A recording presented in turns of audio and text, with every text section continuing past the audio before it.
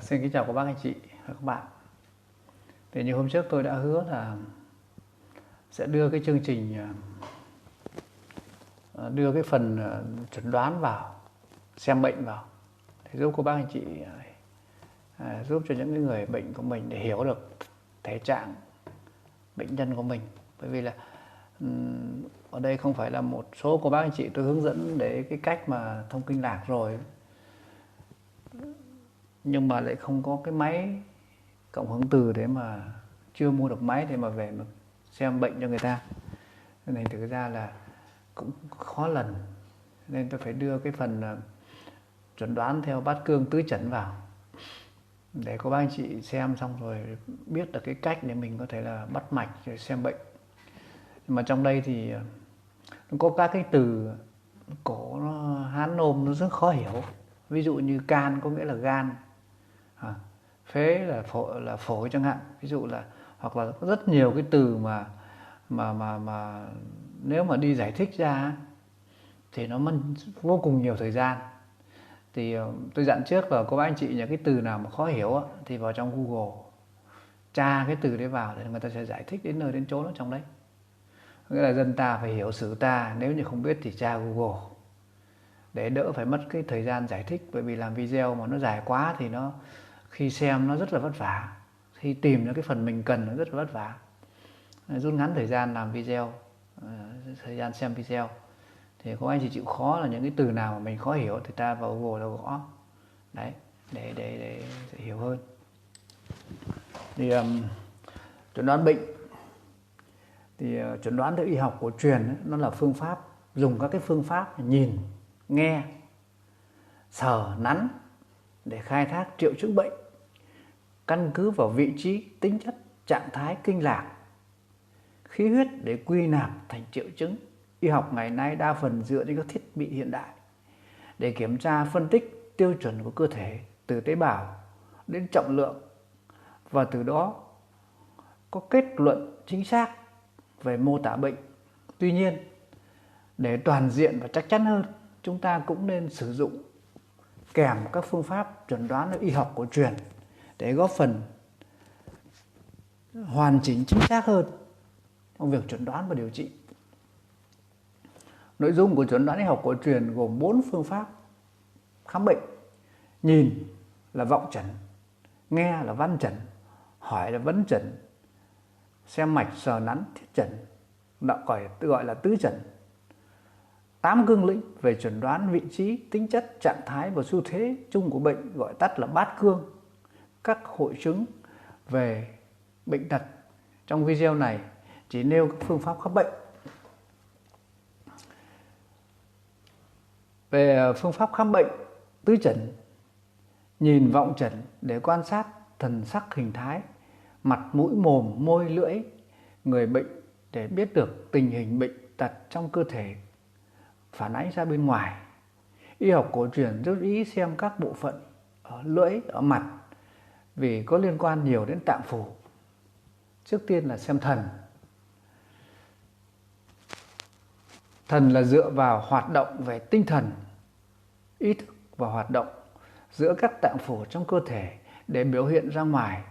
Khi xem thần, cần xác định còn thần sắc sáng, mắt tỉnh táo là bệnh nhẹ, chính khí chưa tổn thương nhiều, công năng tạng phủ chưa suy, tiên lượng, chữa bệnh tốt.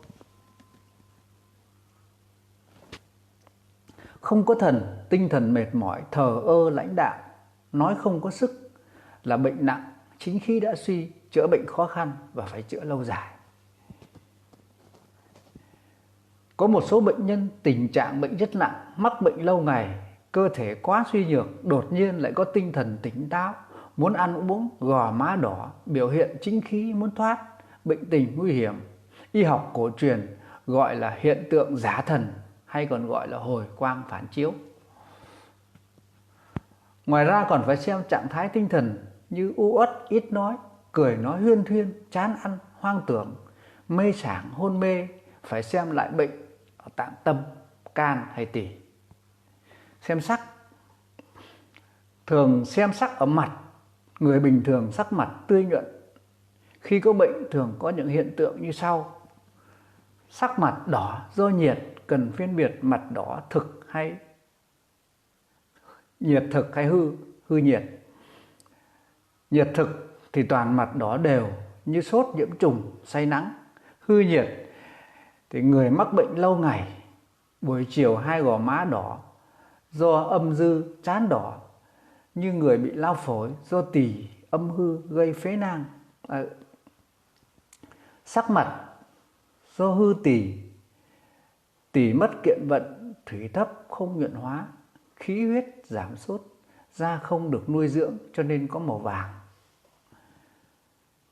Chứng vàng da hoàng đản và có sắc vàng hơi sáng là do thấp nhiệt, hoàng đản nhiễm trùng, sắc vàng ám tối là do thấp nhiệt.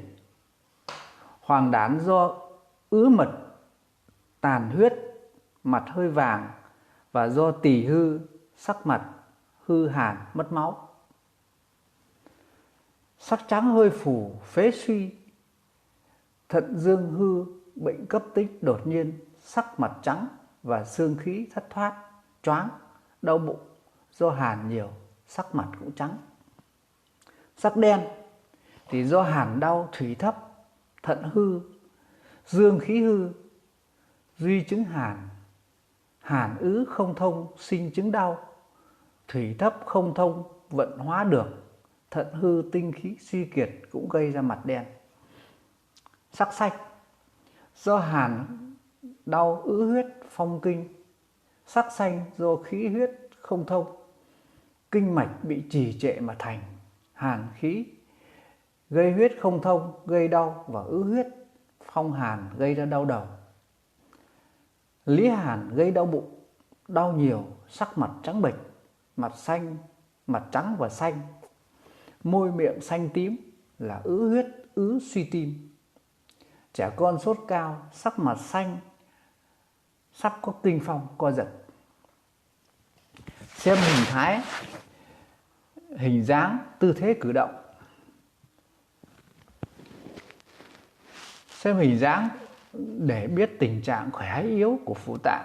Da lông khô thì phế hư, cơ nhục gầy nhão thì tỳ hư, xương yếu nhỏ, răng lung lay chậm mọc do thận hư, chân tay hư, co quắp do gan hư. Người béo ăn ít, thở gấp thì do tỳ hư, đảm thấp. Người gầy mau đói là do vị hỏa, dạ dày nóng. Xem thế cử động của bệnh nhân để biết bệnh nhân thuộc âm hay thuộc dương. Thích động nằm quay ra ngoài thuộc dương, thích tĩnh nằm quay mặt vào tường thuộc âm. Xem mũi, đầu mũi xanh, đau bụng, mũi hơi đen là trong ngực có đàm ẩm, sắc trắng là khí hư hoặc mất máu, mũi vàng do thấp, trên cùng sống mũi là nơi giao nhau, lông mày đỏ là phế nhiệt, tức là phổi nóng, cánh mũi phập phồng là do khó thở, khí phế nhiệt, viêm phổi hen suyễn. Chảy nước mũi trong là do ngoại cảm phong hàn, nước mũi đục do ngoại cảm phong nhiệt. Xem mắt, lòng trắng, sắc đỏ bệnh ở tâm, trắng bệnh ở phế, xanh bệnh ở gan, vàng bệnh ở tỳ, đen bệnh ở thận. Mắt đỏ sưng đau do can hỏa nhiệt sinh là gan hỏa. Mi mắt nhạt màu vàng do thiếu máu. Mắt quầng đen do tỳ hư. Đỏ khóe mắt do tâm hư. Xem môi, môi đỏ hồng khô là nhiệt, môi trắng nhợt là huyết hư, môi xanh tím là ứ huyết, môi hồng tươi hay do âm hư hỏa vượng. Môi xanh đen là do hàn, môi lở loét là do vị nhiệt, dạ dày nhiệt. Xem da, phù thủng, ấn vào có lõm do thủy thấp, còn ấn nổi ngay là do trệ khí. Vàng da có sốt màu tươi sáng là do hoàng dương. Không có sốt màu vàng tối là do âm hoàng. Ban trần, ban là những đám nhỏ nổi lên mặt da, trần là những mụn cao hơn da. ban trần tươi nhuận là chính khí chưa hư. Tím là nhiệt thịnh, nhạt xám là chính khí đã hư. Xem lưỡi, xem để biết tình trạng hư thực của tạng phủ, khí huyết tân dịch của con người, thực sự biến hóa nông sâu nặng nhẹ của bệnh tật. Xem lưỡi ở hai bộ phận, chất lưỡi và rêu lưỡi. Chất lưỡi là tổ chức cơ mạch của lưỡi, rêu lưỡi là chất phủ lên trên bề mặt của lưỡi. Lưỡi bình thường, thường chất lưỡi mềm, hoạt động tự nhiên, màu hơi hồng, rêu lưỡi màu trắng hoặc có ít rêu, không khô ướt vừa phải. Khi có bệnh, chất lưỡi thay đổi màu sắc, hình dáng, cử động, phản ánh tình trạng hư thực của tạng phủ.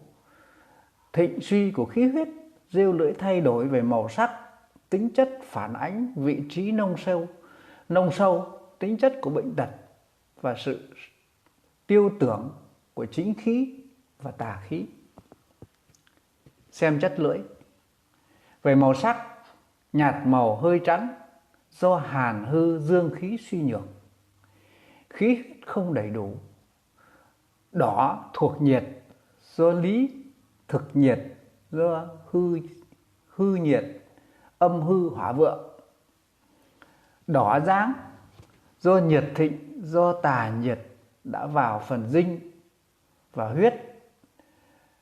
Bệnh nhân mãn tính là do âm hư hỏa vượng, tân dịch bị giảm nhiều. Xanh tím, bệnh do hàn nhiệt khác nhau, do nhiệt chất lưỡi xanh tím nhiều, lưỡi khô tân dịch ít, do hàn ứ huyết. Lưỡi xanh tím ướt nhuận, nếu ứ huyết còn có các khối ban, điểm ứ huyết. Về hình dáng của lưỡi, phù nề thuộc thực chứng, nhiệt chứng, hơi nề hai bên, có dấu răng in thuộc hư hàn thấp, ứ dịch tràn lên. Sưng to màu trắng, nhạt sưng to do thận tỳ dương hư. Chất lưỡi hồng đỏ, sưng to do thấp nhiệt bên trong hay nhiệt động mạch. Móng đỏ, chất lưỡi ít đạm, nhỏ do tân tỳ khí huyết hư. Chất lưỡi hồng dáng mỏng nhỏ do âm hư nhiệt thịnh, tân dịch hao tổn, biểu thị của bệnh nặng. Đầu lưỡi phì đại thuộc tâm hỏa mạnh, đó là lưỡi to, đầu lưỡi nó phình ra đấy. Hai bên phì đại do gan mật hỏa thịnh. Giữa lưỡi phì đại là thượng vị nhiệt thịnh.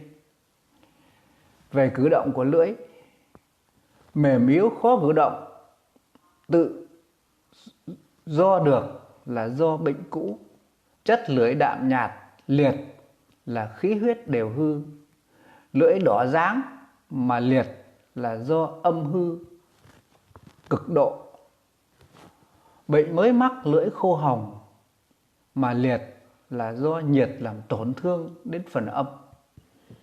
Cứng không chuyển động, co ra co vào được là bệnh do nhiệt nhập tâm bào, hôn mê sốt cao, làm tổn thương tân dịch, trúng phong, lịch do trúng phong, tâm bào, động mạch vành. Rung là do tân tỳ khí huyết hư, rụt ngắn là do bệnh nguy hiểm. Nếu chất lưỡi thấp nhuận là do hàn ngưng trệ cân mạch. Nếu phù to mà ngắn là do đàm thấp. Nếu lưỡi hồng khô là sốt cao, tổn thương tân dịch.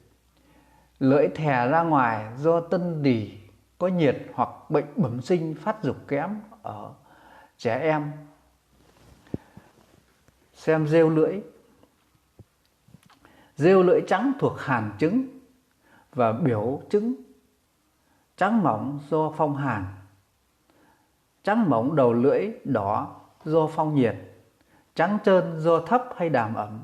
Trắng dích do đàm trọc thấp tà gây ra. Nếu rêu trắng khô nứt nẻ hoặc như phấn dày thì tà nhiệt bên trong mạch tân dịch bị tổn thương. Rêu vàng thuộc nhiệt chứng lý chứng.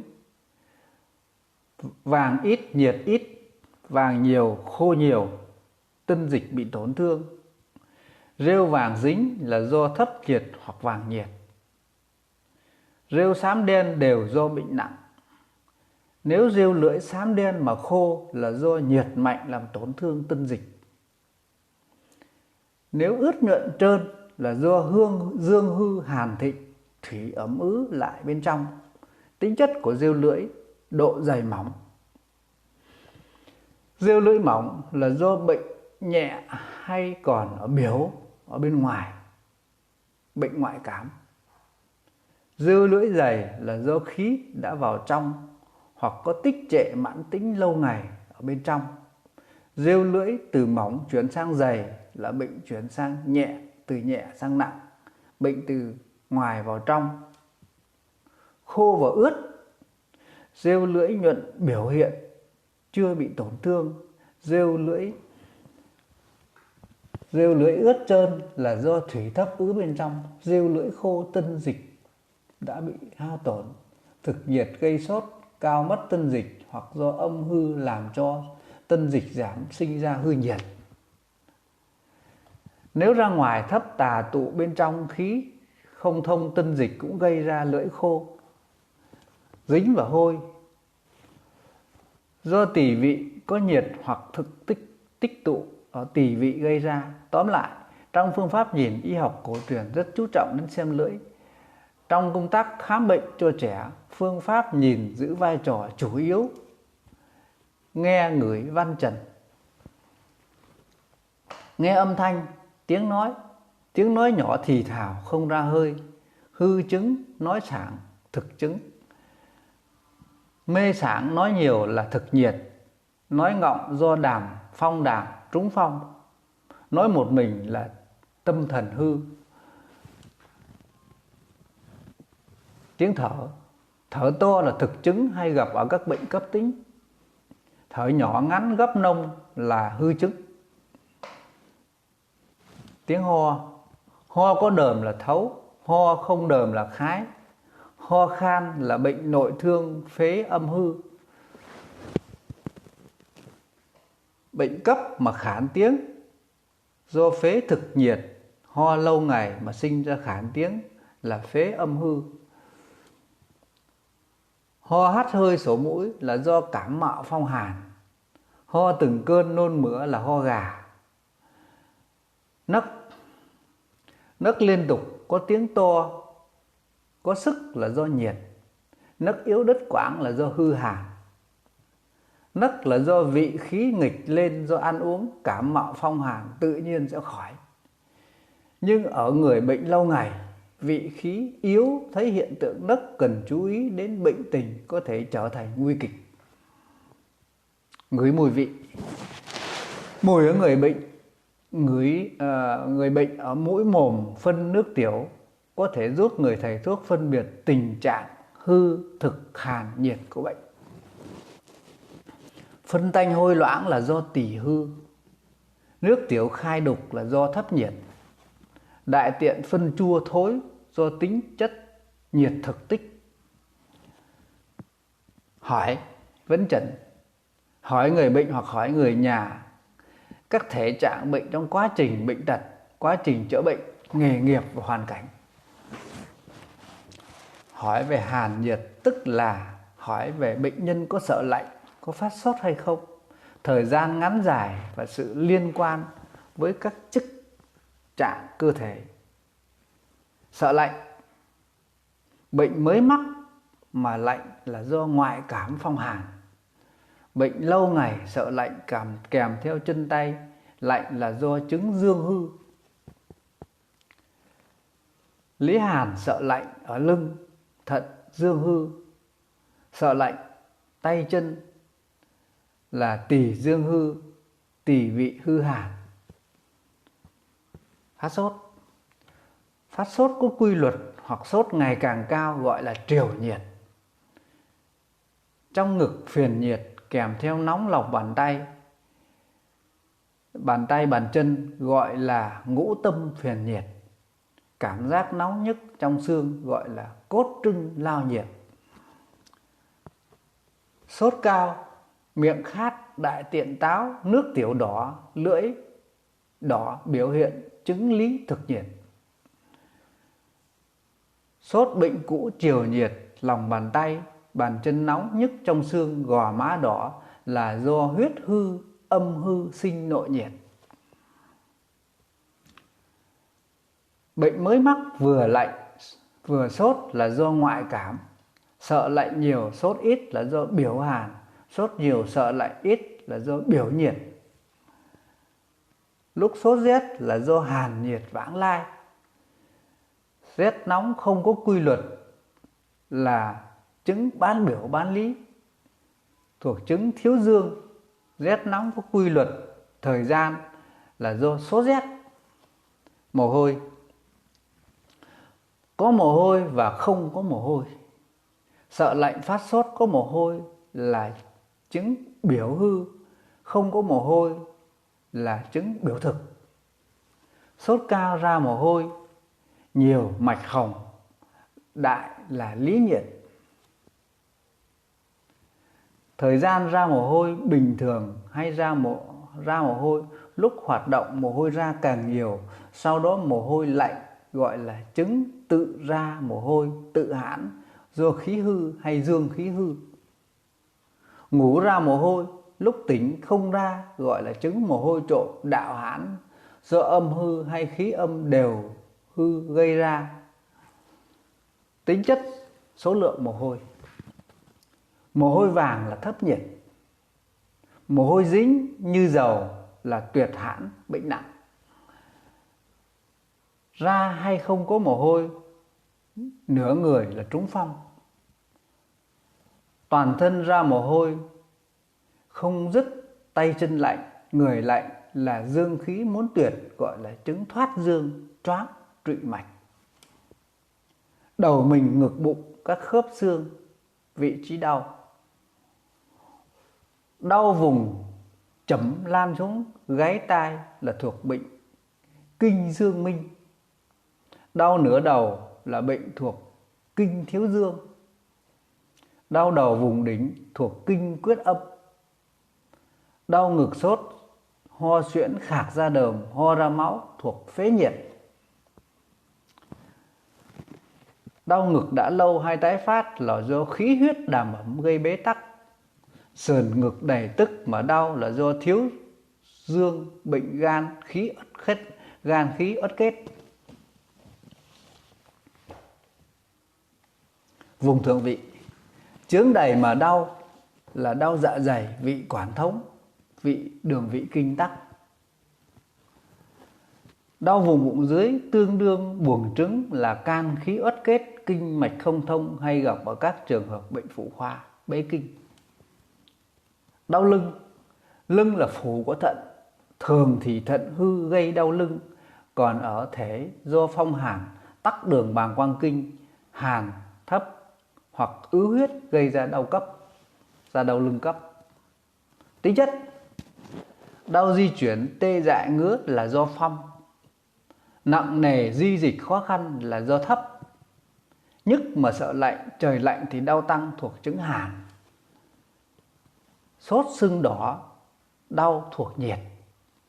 Đau chướng hoặc đau liên miên là do khí trệ. Đau dữ dội một nơi là do ứ huyết. Mức độ và thời gian đau.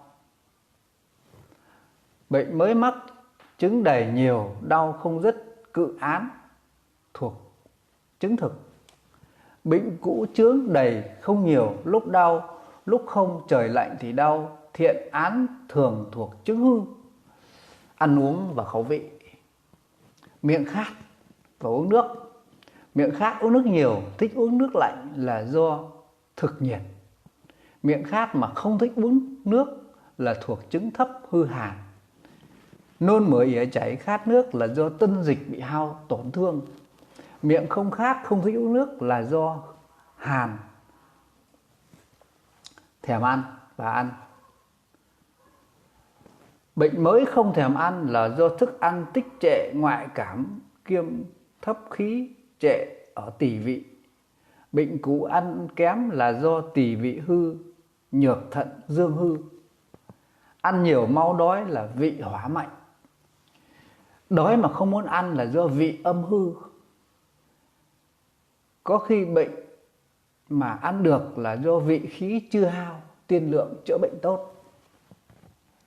Bệnh nặng ăn nhiều là vị khí hồi phục, tiên lượng chữa bệnh tốt. Về khẩu vị, miệng đắng thuộc nhiệt, thường có nhiệt ở gan mật. Miệng chua hôi là trường vị tích nhiệt. Miệng hôi là do vị hỏa đốt bên trong. Miệng nhạt do đảm ẩm trọc hư chứng. Miệng ngọt do thấp nhiệt ở tỳ. Miệng mặn là do thận hư. Ngủ, mất ngủ hồi hộp sợ hãi hay mê là do tâm huyết không đầy đủ. Người vật vã trằn trọc lâu không ngủ được, chứng âm hư hỏa vượng. Miệng đắng nôn ra đờm hồi hộp vật vã không ngủ được, thường do đảm ẩm nhiễu tâm. Tiêu hóa không tốt cũng gây ra mất ngủ. Đại tiện và tiểu tiện.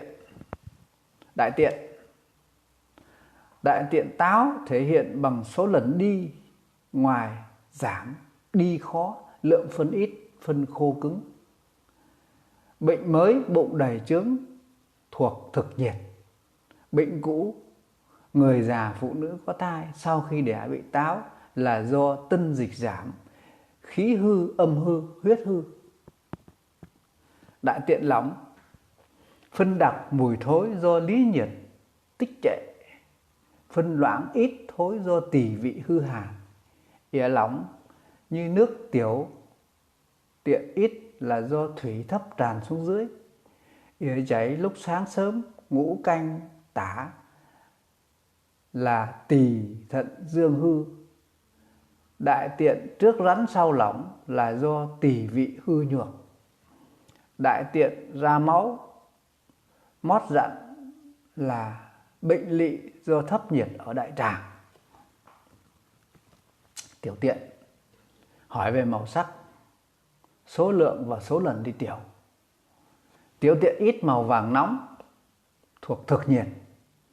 Tiểu tiện ít sau khi ra mồ hôi, ỉa chảy, nôn mửa là do tân dịch bị tổn thương, thương thủy thấp đỉnh lại thì nước tiểu ít.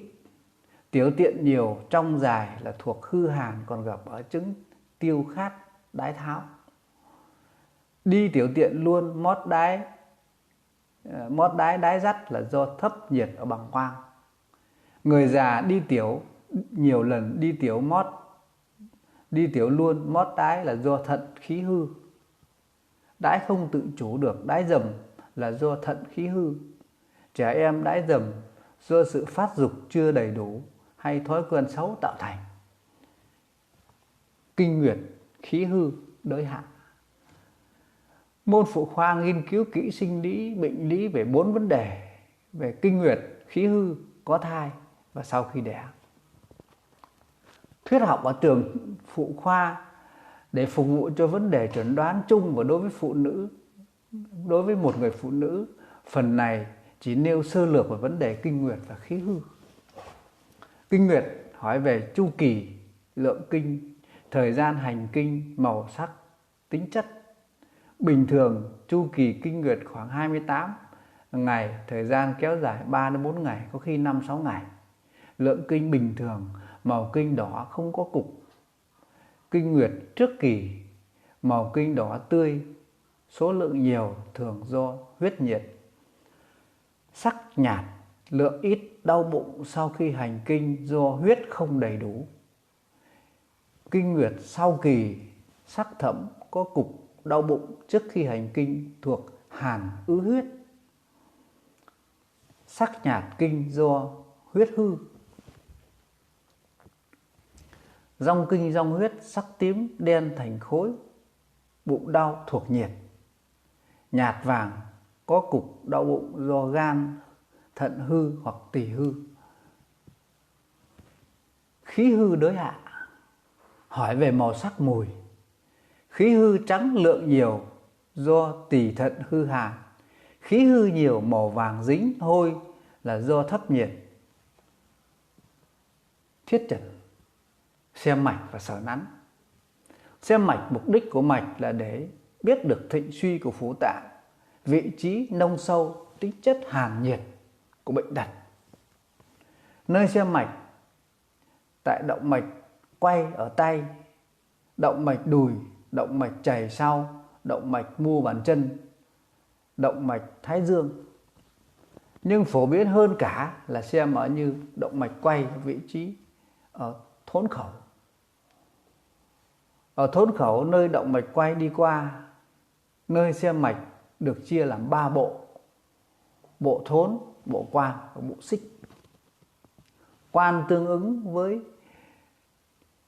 ngón quay kéo ngang, bộ thốn ở dưới và bộ xích ở trên bộ quan. Tay phải thuộc khí, tay trái thuộc huyết, và sơ đồ vị trí các tạng phủ tương ứng với các bộ phận như sau: bộ thốn, tay trái tiểu tâm tiểu trường, tay phải phế đại tràng, bộ quan, tay trái gan mật, tay phải tỳ vị, bộ xích, tay trái thận âm bàng quang, tay phải thận dương tam tiêu. Cách xem mạch: người bệnh để ngửa bàn tay, người thầy thuốc dùng 3 ngón tay trỏ, giữa, nhẫn đặt vào mạch. Ngón giữa bộ quan, ngón trỏ bộ thốn, ngón nhẫn bộ xích. Tùy theo người cao thấp, nhỏ lớn mà các ngón tay đặt thưa hay là đặt khít lại. Tay phải của thầy thuốc thì xem tay trái của bệnh nhân và ngược lại. Tay trái của bệnh nhân thì xem tay phải của tay phải trái của thầy thuốc thì xem tay phải của bệnh nhân. Người bệnh nhân nghỉ ngơi sau 15 phút trước khi xem mạch. Nằm hay ngồi thoải mái, thường xem mạch vào buổi sáng lúc chưa ăn là tốt nhất. Thầy thuốc phải bình tĩnh, nhẹ nhàng, tập trung tư tưởng, chú ý cảm giác đầu ngón tay. Có 3 mức độ ấn tay. Ấn nhẹ để thấy mạch đập gọi thượng án là mạch phù. Ấn vừa phải trung án.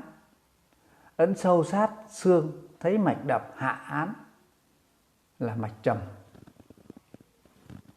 Xem mạch có 2 loại: xem chung cả 3 bộ tổng khán để nhận định tình hình chung. Cách này được dùng thông thường nhất. Xem từng bộ vị vi án, đơn khán để đánh giá tình hình từng tạng phủ. Thường phối hợp cả 2 cách, xem tổng khán trước, đơn khán sau. Các hiện tượng về mạch. Mạch bình thường là mạch đập ở cả 3 bộ, không phù, không trầm. Người lớn từ 70 đến 80 lần đập trên 1 phút. Hòa hoãn có lực, đi lại điều hòa. Người xưa nói mạch bình thường là mạch có vị khí, có thần và có gốc. Vị khí là gốc của con người.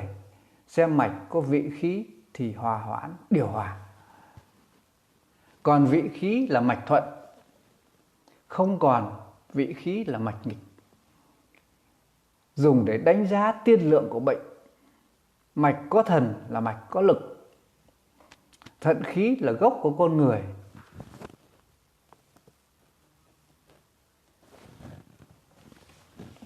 Biểu hiện ở 2 mạch xích. Mạch bình thường là mạch xích có lực, đó là gốc của mạch. Khi có bệnh mạch quan thốn mất mà mạch xích còn thì bệnh tình chưa nguy hiểm. Xem mạch bình thường có quan hệ mật thiết với thời tiết, khí hậu, tuổi tác, giới tính, thể chất và tinh thần của con người. Trẻ em thường mạch đập từ 120 đến 140 lần trên phút. 6 tuổi từ 90 lần đến 110 lần trên 1 phút. Thanh niên, người khỏe mạnh, có lực, người già yếu, mạch đập yếu. Phụ nữ, mạch của phụ nữ thì yếu hơn mạch của nam giới. Người cao lớn thì mạch dài. Người thấp thì mạch ngắn. Gầy thì mạch hơi phù, béo thì mạch hơi trầm. Thời tiết khí hậu cũng ảnh hưởng đến mạch. Mùa xuân mạch hơi huyền, mùa hạ mạch hơi hồng, mùa thu mạch hơi phù, mùa đông mạch hơi trầm. Mạch khi có bệnh, mạch có thể thay đổi vị trí nông sâu, về tốc độ, nhanh chậm, có lực hay không có lực, có quy luật hay không theo quy luật. Có những loại mạch kết hợp cả mấy mặt trên gọi là thiên mạch. Có nhiều sách ghi 28 loại mạch, tài liệu này chỉ nêu 19 loại mạch hay gặp trên lâm sàng theo vị trí nông sâu của mạch. Mạch phù sờ tay thấy mạch thấy mạch ngay, đè xuống hơi giảm mà không rỗng. Chú bệnh ở biểu có thể thấy phù hữu lực, thực phù sát biểu nhiệt, phù lực hư chứng thường do âm hư nên, hư dương phù ra ngoài. Mạch trầm ấn mạch ta mới thấy mạch đập chủ bệnh, bệnh thuộc lý. Trầm hữu lực là lý thực, trầm vô lực là lý hư. Theo tốc độ của mạch, mạch sát, mạch đập nhanh trên 90 lần một phút chủ bệnh.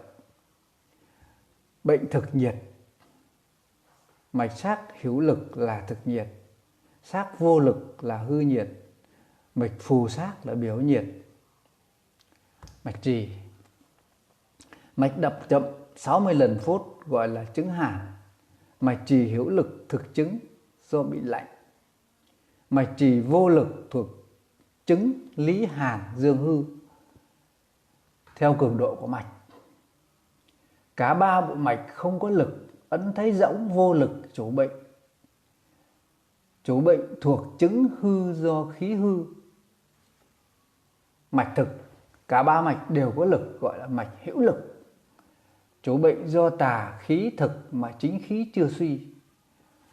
Mạch hoạt, mạch hoạt là mạch đi lại lưu lợi, trơn tròn như hòn bi lăn trong đĩa. Chủ bệnh có đàm thực trệ nhiệt, trệ thực nhiệt, tà khí ủng, trệ phụ nữ có thai, mạch cũng hoạt. Mạch sát, mạch đi lại khó khăn, không lưu lợi, xác xít. Chủ bệnh tinh hao, thiếu máu, khí, huyết ứ, không nhu nhuận, cân mạch. Mạch hồng, mạch đi cuồn cuộn như sóng, đến mạch đi nhẹ chủ bệnh, nhiệt thịnh. Mạch hồng còn có thể thấy trong trường hợp do nhiệt làm mất nước âm hư và hư dương vượt ra ngoài. Mạch đại, đại là to, chủ bệnh. Mạch đại có lực là tà khí thịnh. Mạch đại có lực là hỏa bốc gây nên âm hư. Nếu dương hư hỏa bốc ra ngoài, cần phân biệt một loại mạch đại thuộc các mạch không có quy lịch. Mạch tế, còn gọi là mạch tiểu, mạch nhỏ nhưng còn bắt được. Chủ bệnh do âm hư, huyết hư là chính, có thể do thấp nhiệt sinh ra. Mạch phi, mạch rất nhỏ rất yếu, khó bắt, có lúc không thấy, khó đếm mạch. Chủ bệnh âm hư, khí huyết đều hư, chứng thoát dương trụy mạch, choáng. Theo biên độ của mạch. Mạch nhu, mạch đi phù nhỏ, chủ bệnh thuộc chứng hư hàn huyết, âm thận hư, tinh khí tủy kiệt. Mạch huyền, mạch đi ngay thẳng mà dài, căng như sợi dây đàn dây cung, chủ bệnh các bệnh tuộng can, đờm, sốt rét, đau đớn, đảm ấm. Mạch huyền xác thực nhiệt, huyền trì hàn chứng, huyền hoạt đảm ấm, huyền khẩn đau do ứ huyết. Mạch khẩn, khẩn đi khẩn trương, có lực giống như tờ giấy, như dây thừng vặn xoắn, chủ bệnh chứng hàn đau đớn, ứ động đồ ăn. Mạch khâu, mạch phù rỗng, mạch phù nhưng rỗng bên trong, như dọc hành. Chủ bệnh mất máu, mất nước, thương âm, cắt mạch không theo quy luật. Mạch xúc, mạch nhanh gấp, có lúc dừng lại không có quy luật. Chủ bệnh mạch xúc hữu lực, dương thịnh thực nhiệt, khí huyết đảm ẩm, thức ăn trở trệ. Mạch tế xúc vô lực là chứng hư thoát. Mạch kép, mạch đến chậm, có lúc dừng lại không có quy luật. Chủ bệnh âm thận khí đến, hàn đẫm đàm ứ huyết, khí uất không điều hòa, thấy mạch kép. Mạch đợi, mạch nửa chừng dừng lại, có quy luật nhất định. Chủ bệnh khí huyết suy nhược, phong đau đớn, kiêm mạch và chủ bệnh. Các loại mạch. Phù khẩn, chủ bệnh biểu hàn đau khớp do phong. Phù hoãn, chủ bệnh chính biểu hàn có ra mồ hôi. Mạch phù sát, chủ bệnh biểu nhiệt phong nhiệt. Mạch phù hoạt, chủ bệnh phong đàm biểu chứng kèm theo đàm thấp. Mạch trầm trì, chủ bệnh lý hàn. Mạch trầm khẩn, chủ bệnh lý hàn đau. Mạch trì huyền, chủ gây đau ở kinh mạch can. Mạch huyền khẩn, chủ bệnh gây đau hàn ứ trệ ở kinh mạch gan. Mạch trầm sát, chủ bệnh lý nhiệt. Mạch huyền sát, chủ bệnh gan nhiệt gan hỏa. Mạch trầm hoạt, chủ bệnh đàm ẩm thực tích. Mạch trầm huyền, gan uất khí trệ chứng đau. Mạch hồng sáp, chủ bệnh nhiệt thịnh ở khí phận. Mạch hoạt sáp, chủ bệnh đàm nhiệt đàm hòa. Mạch trầm sáp, chủ bệnh ứ huyết. Mạch trầm tế, chủ bệnh lý hư khí hư huyết hư âm hư. Mạch trầm tế sáp, chủ bệnh âm hư huyết hư sinh nội nhiệt. Mạch huyền tế, chủ bệnh can hư âm hư can uất. Mạch tế sáp, chủ bệnh huyết hư kèm ứ huyết. Mạch nhu hoãn, chủ bệnh ở tỳ vị bệnh mãn tính. Về sờ nắn để xem vị trí tính chất của bệnh. Thường xem lại vị trí da thịt tay chân và bụng. Xem phần da thịt cần chú trọng các tính chất sau. Hàn nhiệt nóng ở ngoài da ấn sâu vào giảm biểu nhiệt. Ở ngoài da nóng vừa ấn càng thấy nóng lý nhiệt. Lòng bàn tay nóng cảm thấy da nóng bừng bừng nhưng không sốt do hư nhiệt âm hư hỏa vượng khô nhuận. Da khô trơn tân dịch chưa bị tổn thương. Da khô táo tân dịch bị giảm ứ huyết. Phù ấn mạch vết lõm còn gọi là thủy thủng. Vết lõm nổi đầy ngay gọi là khí thủng. Mụn nhọt sưng không nóng âm hư áp xe lạnh. Sưng nóng đau đỏ riêng thư áp xe nóng. Sờ tay chân chủ yếu xem về hàn nhiệt. Tay chân lạnh sợ lạnh là dương hư. Tay chân nóng đều là nhiệt thịnh. Nóng ở mu bàn tay là do biểu nhiệt. Xem bụng khúc trần. Tùy vị trí để xem tạng phủ bệnh có cần chú trọng đến cơn đau ứ trệ của khí huyết, hư thực của bệnh tình. Thiện án thích xoa bóp thuộc hư. Cự án không thích xoa bóp thuộc thực. Bụng có khối rát đau không di chuyển thường là khối run ứ huyết lúc có lúc tan. Ấn vào không thấy hình thể. Không ở một nơi nhất định thường do khí trệ. 8 cương lĩnh. Phần 2 là 8 cương lĩnh để chẩn đoán. Gọi là bát cương. Trước tình hình phức tạp của các chứng bệnh độc tố môi trường sống ngày một gia tăng đến chóng mặt, người thầy thuốc cần phải dựa vào cương lĩnh và sự chuyển biến bệnh trạng theo môi trường, theo thời đại để mà đánh giá được vị trí tính chất trạng thái của xu thế chung của bệnh tật, giúp cho việc chuẩn đoán nguyên nhân và các đề ra các phương pháp chữa bệnh chính xác bằng mọi cách để giảm thiểu chi phí, rút ngắn thời gian và hiệu quả cao nhất, nhưng nhất định không để xảy ra các tác dụng phụ cho người bệnh. 8 cương lĩnh gồm ngoài và trong gọi là biểu lý, hàn và nhiệt, thực và hư, âm và dương. Âm dương là 2 cương lĩnh tổng quán nhất gọi là tổng cương.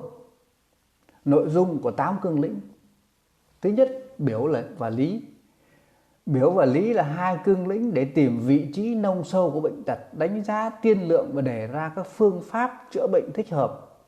Bệnh ở biểu thì phát tán, bệnh ở lý thì dùng phép thanh hạ ôn bổ. Ta hay nói là biểu là bên ngoài. Ví dụ người trúng cảm mà mới vài ngày đầu thì ta có thể dùng cái phương pháp xông, nó gọi là phát tán, giải cảm được. Nhưng mà nó đã đến vào sâu rồi, đau nhức xương mình rồi, đến vấn đề tiêu hóa rồi, gan thận rồi, thì ta lại cũng không nên dùng cái phương pháp là phát tán như là xông nữa, mà ta nên dùng các phương pháp như vậy là thanh ôn bổ ở bên trong. Chứ nếu mà đã vào trong rồi mà ta lại dùng phương pháp phát tán như là xông thì lại không tốt. Biểu chứng.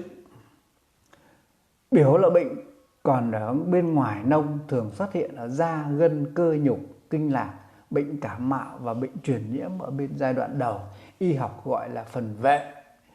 Y học hiện đại gọi là giai đoạn viêm khởi phát. Có các biểu hiện lâm sàng phát sốt, rõ lạnh, rêu lưỡi trắng mỏng, mạch phù đau, đau mình, ngạt mũi, ho. Lý chứng.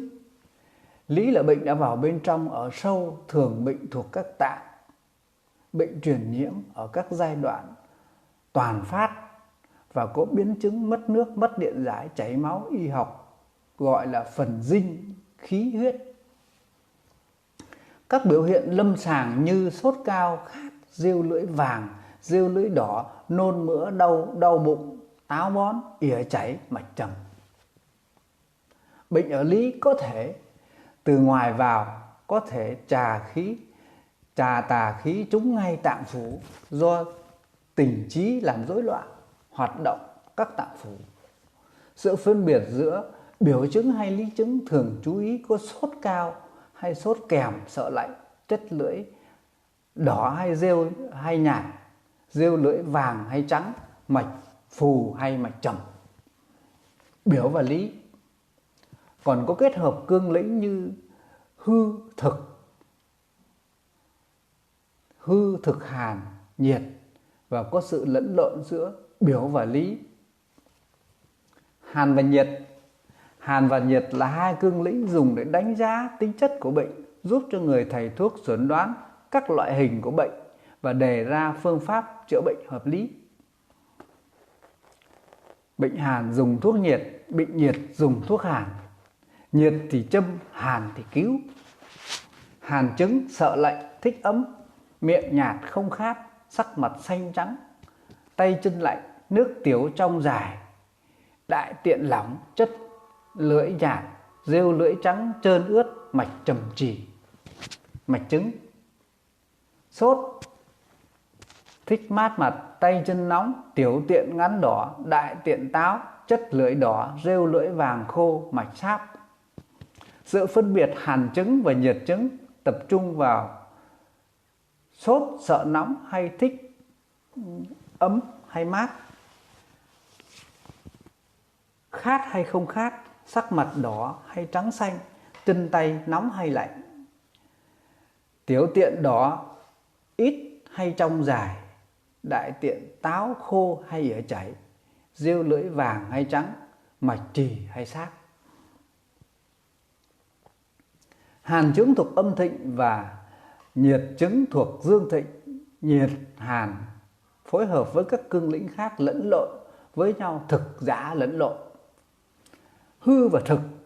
Hư và thực là 2 cương lĩnh dùng để đánh giá trạng thái người bệnh và các tác nhân gây bệnh để người thầy thuốc thực hiện các nguyên tắc chữa bệnh. Hư thì bổ, thực thì tả. Hư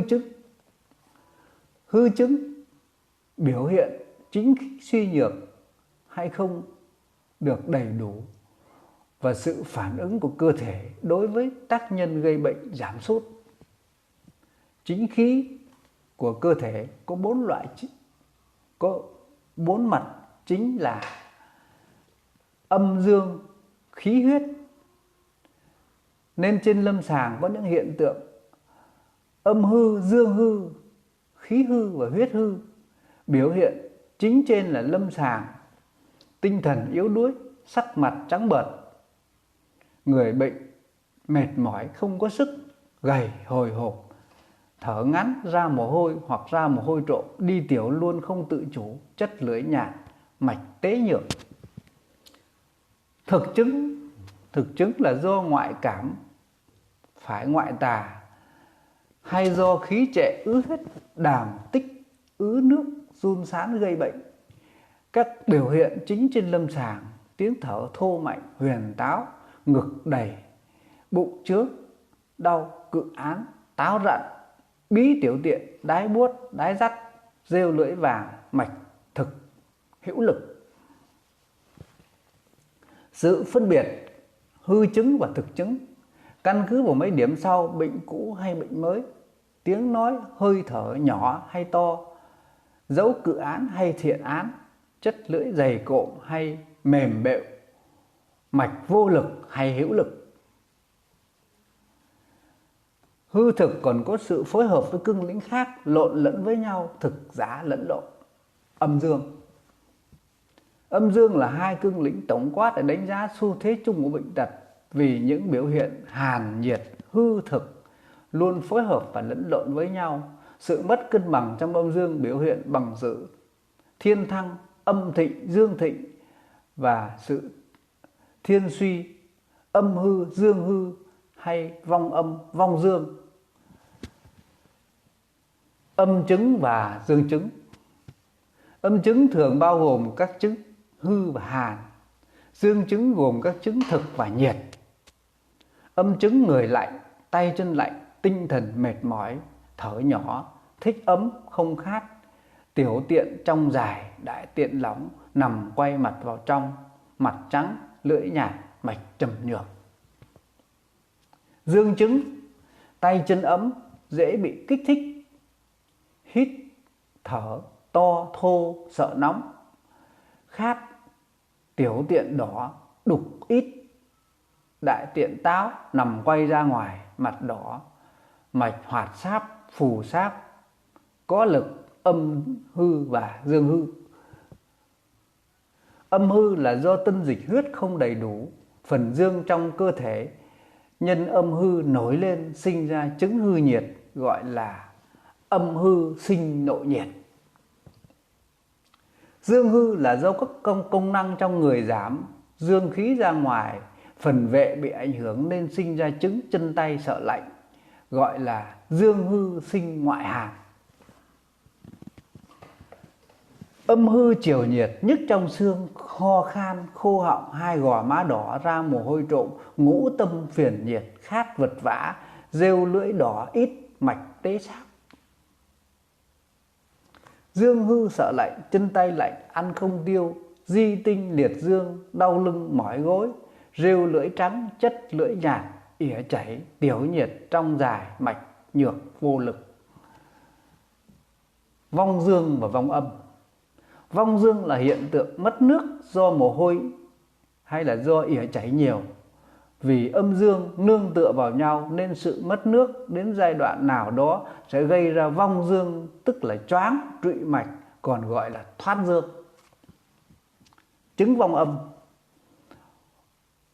mồ hôi nóng và mặn không dính, tay chân ấm, lưỡi khô, mạch phù, vô lực, mạch xích yếu. Ngoài ra có các chứng khác như khát, thích uống nước lạnh. Chứng vong dương: mồ hôi lạnh, vị nhạt dính, tay chân nhận lạnh, lưỡi nhuận, mạch phù xác vô lực, rồi mạch vi muốn tuyệt. Rồi các chứng khác như không khát, thích uống nước nóng. Sự phối hợp giữa các cương lĩnh.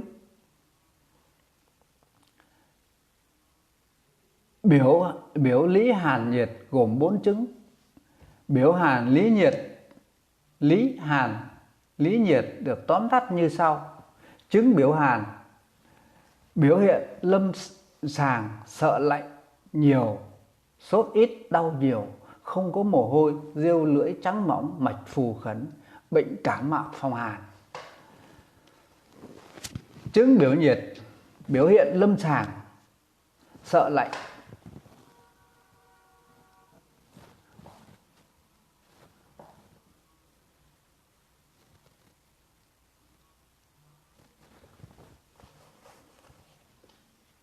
chứng lý hàn: biểu hiện lâm sàng người lạnh, tay chân lạnh, sắc mặt trắng xanh, không khát, thích uống nước nóng, ít nói, tiểu tiện trong, đại tiện lỏng, rêu lưỡi nhạt, mạch trầm trì, bệnh thận dương hư hàn, tỳ vị hư hàn.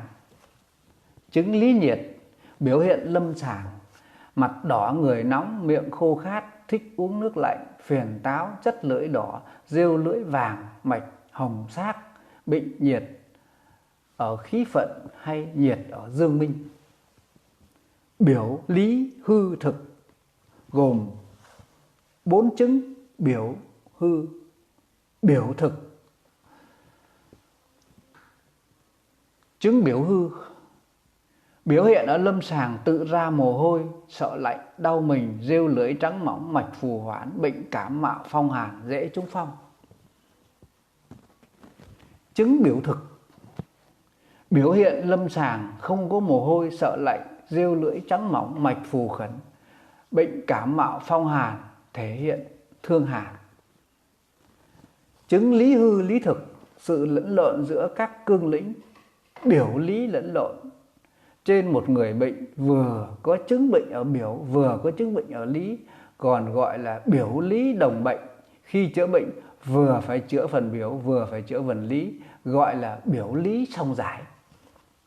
Ví dụ, người bệnh sốt sợ lạnh biểu chứng nhưng lại vật vã khát nước ở lý chứng, thì vừa giải biểu mã hoàng quế chi, vừa thanh lý nhiệt, sinh tinh nhiệt thạch cao.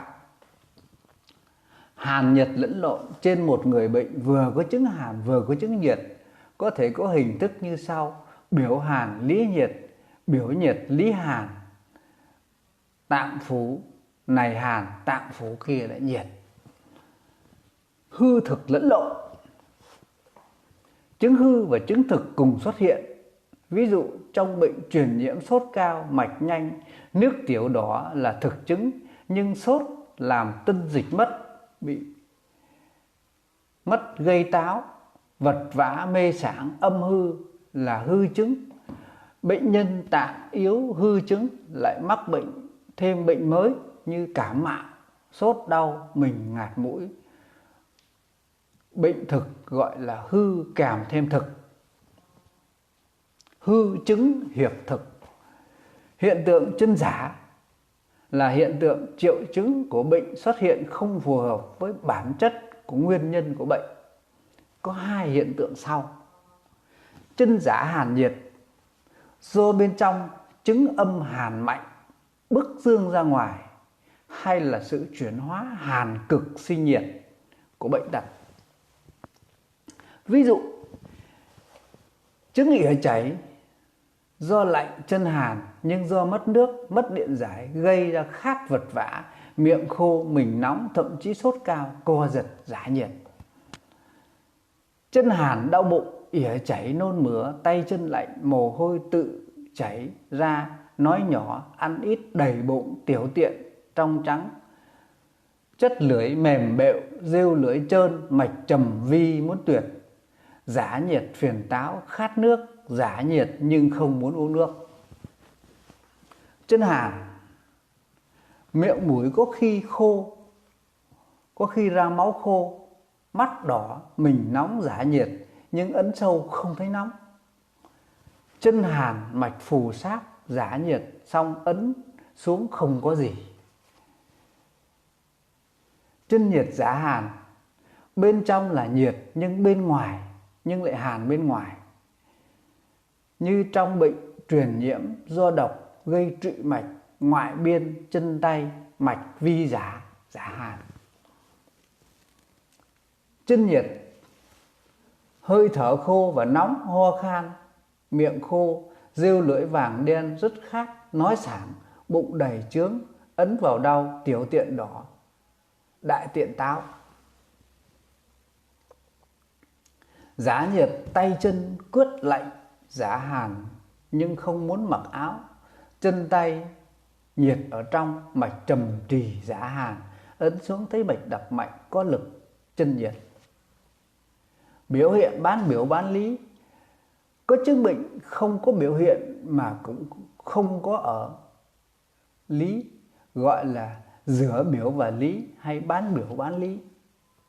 Trong sách nói về thương hàn, chứng nửa nóng nửa lạnh là thuộc bệnh ở kinh thiếu dương, thái dương là biểu, dương minh là lý. Khi chữa bệnh không thể dùng phương pháp giải biểu được vì không phải ở biểu, cũng không thể dùng phương pháp thanh hạ được vì không phải ở lý, mà phải dùng phương pháp hòa giải, gọi là hòa giải thiếu dương. Các biểu hiện lâm sàng như sau: lúc nóng lúc lạnh gọi là hàn nhiệt vãng lai, ngực sườn đầy tức, miệng đắng, lợm giọng buồn nôn, họng khô, mắt hoa, mạch huyền. Phần 3. Các hội chứng gồm các hội chứng bệnh về khí huyết tân dịch.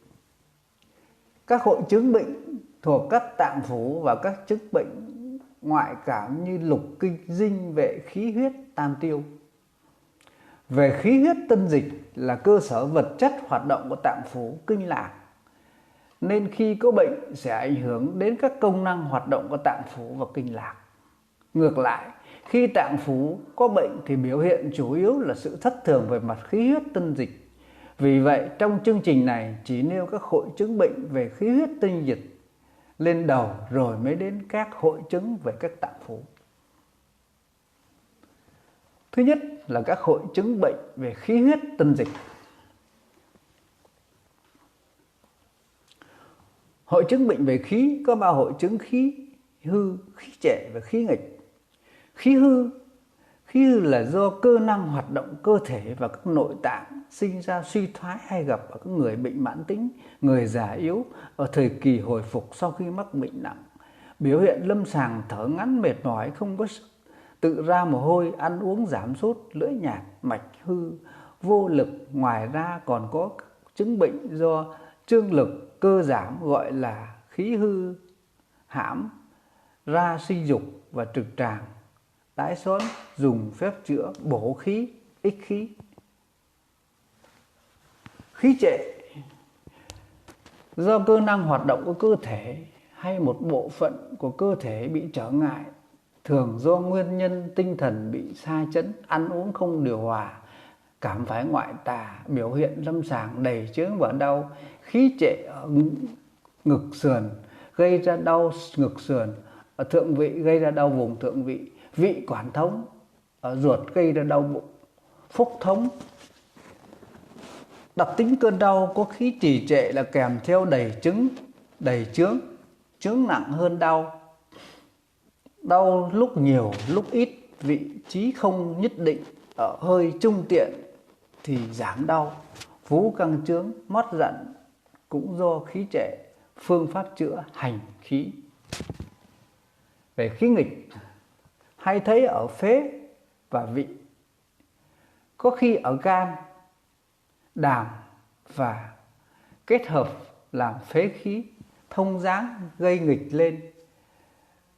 Vị bị hàn tích ẩm ứ, động đồ ăn, can tình trí bị uất ức, không điều động được. Biểu hiện lâm sàng phế ho hen, khó thở, tức ngực, vị nôn mửa, nấc ở hơi, can đau ngực sườn, đau thượng vị lúc sốt lúc sét. Cần phân biệt lúc khí nghịch do thận hư không nạp được phế khí, thuộc hư pháp. Phương pháp chữa giáng khí thuận khí. Các hội chứng về bệnh huyết gồm 4 hội chứng: huyết hư, huyết ứ, huyết nhiệt và chảy máu. Về huyết hư là do máu mất quá nhiều, tỳ vị hư nhược nên sự sinh hóa ra máu bị giảm sút. Biểu hiện lâm sàng sắc mặt xanh, hoặc hơi vàng, môi trắng nhạt, hoa mắt, chóng mặt, chống ngực, mất ngủ, tay chân tê, chất lưỡi nhạt, mạch tế hay xác. Nếu kèm theo thở gấp, mỏi mệt là khí huyết đều hư. Phương pháp chữa là bổ khí nếu khí huyết đều hư.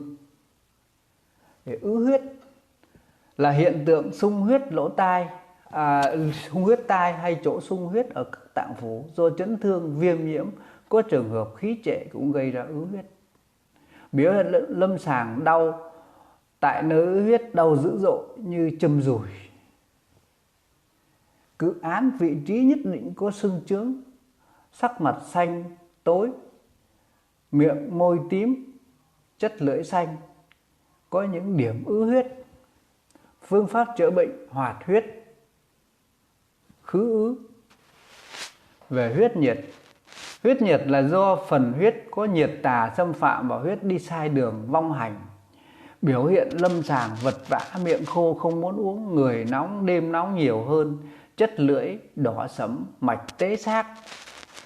Nếu nhiệt mạnh bức huyết ra ngoài mạch, gây chảy máu cam, nôn ra máu, đại tiện ra máu. Phụ nữ kinh nguyệt trước kỳ, lượng kinh ra nhiều.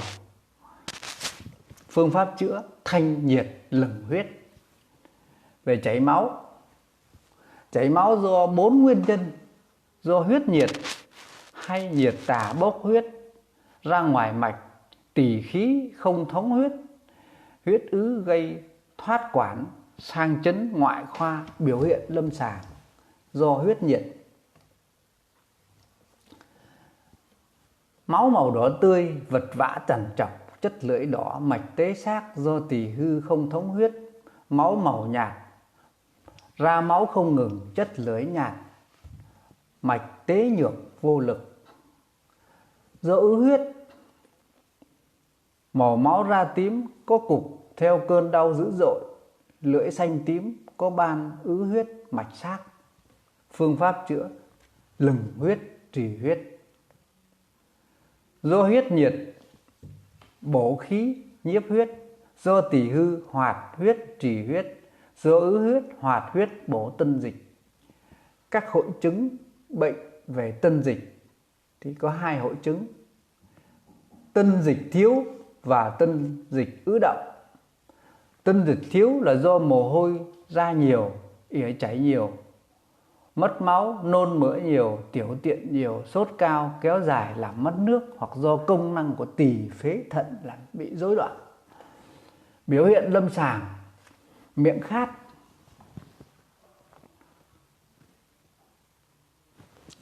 khát, họng khô, môi khô, da khô, tiểu tiện ngắn và ít, táo bón, mạch tế sáp. Nếu sốt cao gây tân dịch thiếu thì khát nước, vật vã, rêu lưỡi đỏ vàng, mạch tế sáp. Nếu kèm theo hơi thở ngắn gấp, mệt mỏi, chất lưỡi nhạt, mạch hư nhược thì gọi là khí âm đều hư. Phương pháp chữa sinh tân thanh nhiệt, giải ứ âm. Nếu sốt cao hay mất tân dịch, ích khí sinh tân. Nếu khí âm đều hư, tân dịch ứ động.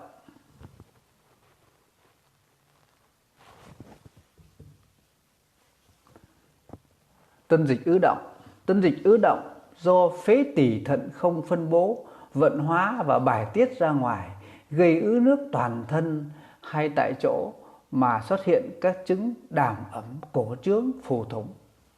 Biểu hiện lâm sàng hen suyễn, đờm nhiều, chống ngực, thở gấp ngắn, mạn sườn đầy trướng, bụng trướng đầy, ăn ít, miệng nhạt vô vị, tiểu tiện ít, đại tiện lỏng, rêu liệt, lưỡi đầy, mạch nhu chân phù, mặt mắt phù hoặc cổ trước. Phương pháp chữa thông dương hóa ẩm, do phế khí không thuyên dáng, kiện tỳ hóa thấp, do tỳ không vận chuyển hóa thấp, ôn thận lợi thủy, do thận không lợi khí và bài tiết. Về hội chứng bệnh tạng phủ. Tâm hư chứng. Tâm dương hư, tâm khí hư. Tâm dương hư, tâm khí hư là hội chứng bệnh hay gặp ở người già, lão suy, do một số bệnh khác như thiểu năng hoạt động mạch vành, hoặc mất mồ hôi, mất tinh dịch nhiều, làm giảm ảnh hưởng đến công năng của khí huyết. Về biểu hiện lâm sàng, biểu hiện chứng chung: chống ngực, thở ngắn, tự ra mồ hôi, hoạt động lao động, bệnh tăng lên. Nếu tâm hư kèm theo thêm hiện tượng khí hư, sắc mặt xanh, mệt mỏi vô lực, lưỡi nhạt, mềm bẹo, rêu trắng, mạch hư. Nếu do tâm dương hư kèm thêm hiện tượng dương hư, người lạnh, tay chân lạnh, sắc mặt xanh, lưỡi nhạt, tím xám, mạch nhược, kết đại.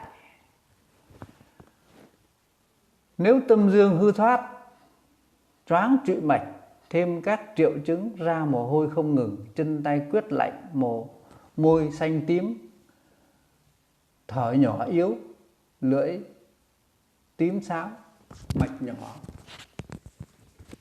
muốn mất. Phương pháp bổ ích tâm khí: nếu tâm khí hư, ôn thông tâm dương. Nếu tâm dương hư thoát, tâm huyết hư và tâm dương hư. Tâm huyết và âm tâm hư là do sự sinh ra huyết hoặc sút giảm, hoặc xảy ra sau khi mất máu, như phụ nữ sau sinh dòng huyết chấn thương. Biểu hiện lâm sàng: các triệu chứng chung: chống ngực, hồi hộp, dễ kinh sợ, vật vã, mất ngủ hay quên. Nếu tâm hư kèm theo hiện tượng huyết hư, hoa mắt, chóng mặt, sắc mặt xanh, môi nhợt, lưỡi nhạt, mạch yếu. Nếu tâm hư kèm thêm hiện tượng âm hư, sốt nhẹ, tự ra mồ hôi, ngũ tâm phiền nhiệt, miệng khô, lưỡi đỏ, rêu ít, mạch tế xác. Phương pháp chữa: dưỡng tâm huyết, an thần. Nếu tâm hư, tư dưỡng an tâm, dưỡng tâm an thần nếu âm hư. Thực chứng tâm hỏa thịnh: tâm hỏa thịnh là do tình trí lục tâm hóa hỏa ở bên trong cơ thể, đồ ăn cay béo nhiều, hoặc ăn uống nhiều nóng, thuốc nóng gây ra. Hiện tượng lâm sàng: vật vã không ngủ, khát lưỡi mỏng, miệng nở đau, chảy máu cam, chất lưỡi đỏ, mạch sáp. Phương pháp chữa: thanh tả tâm hỏa. Tâm ứ huyết động do trở ngại do tâm khí hư.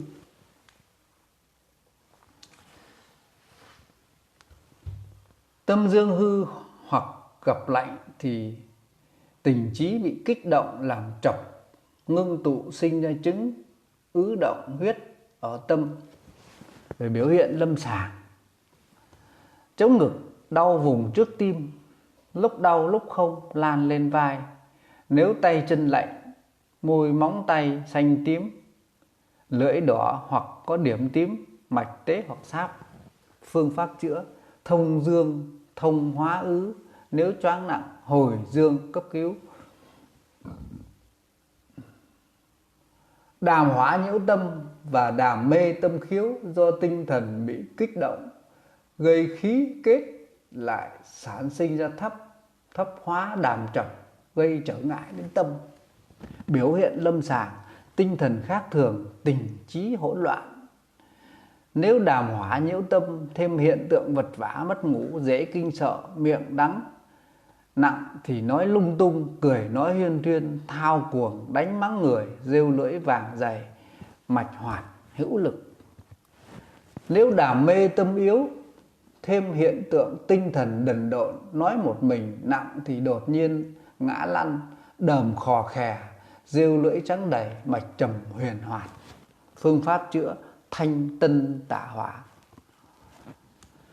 Đàm hỏa nhiễu tâm trừ đàm khai khiếu, đàm mê tâm khiếu.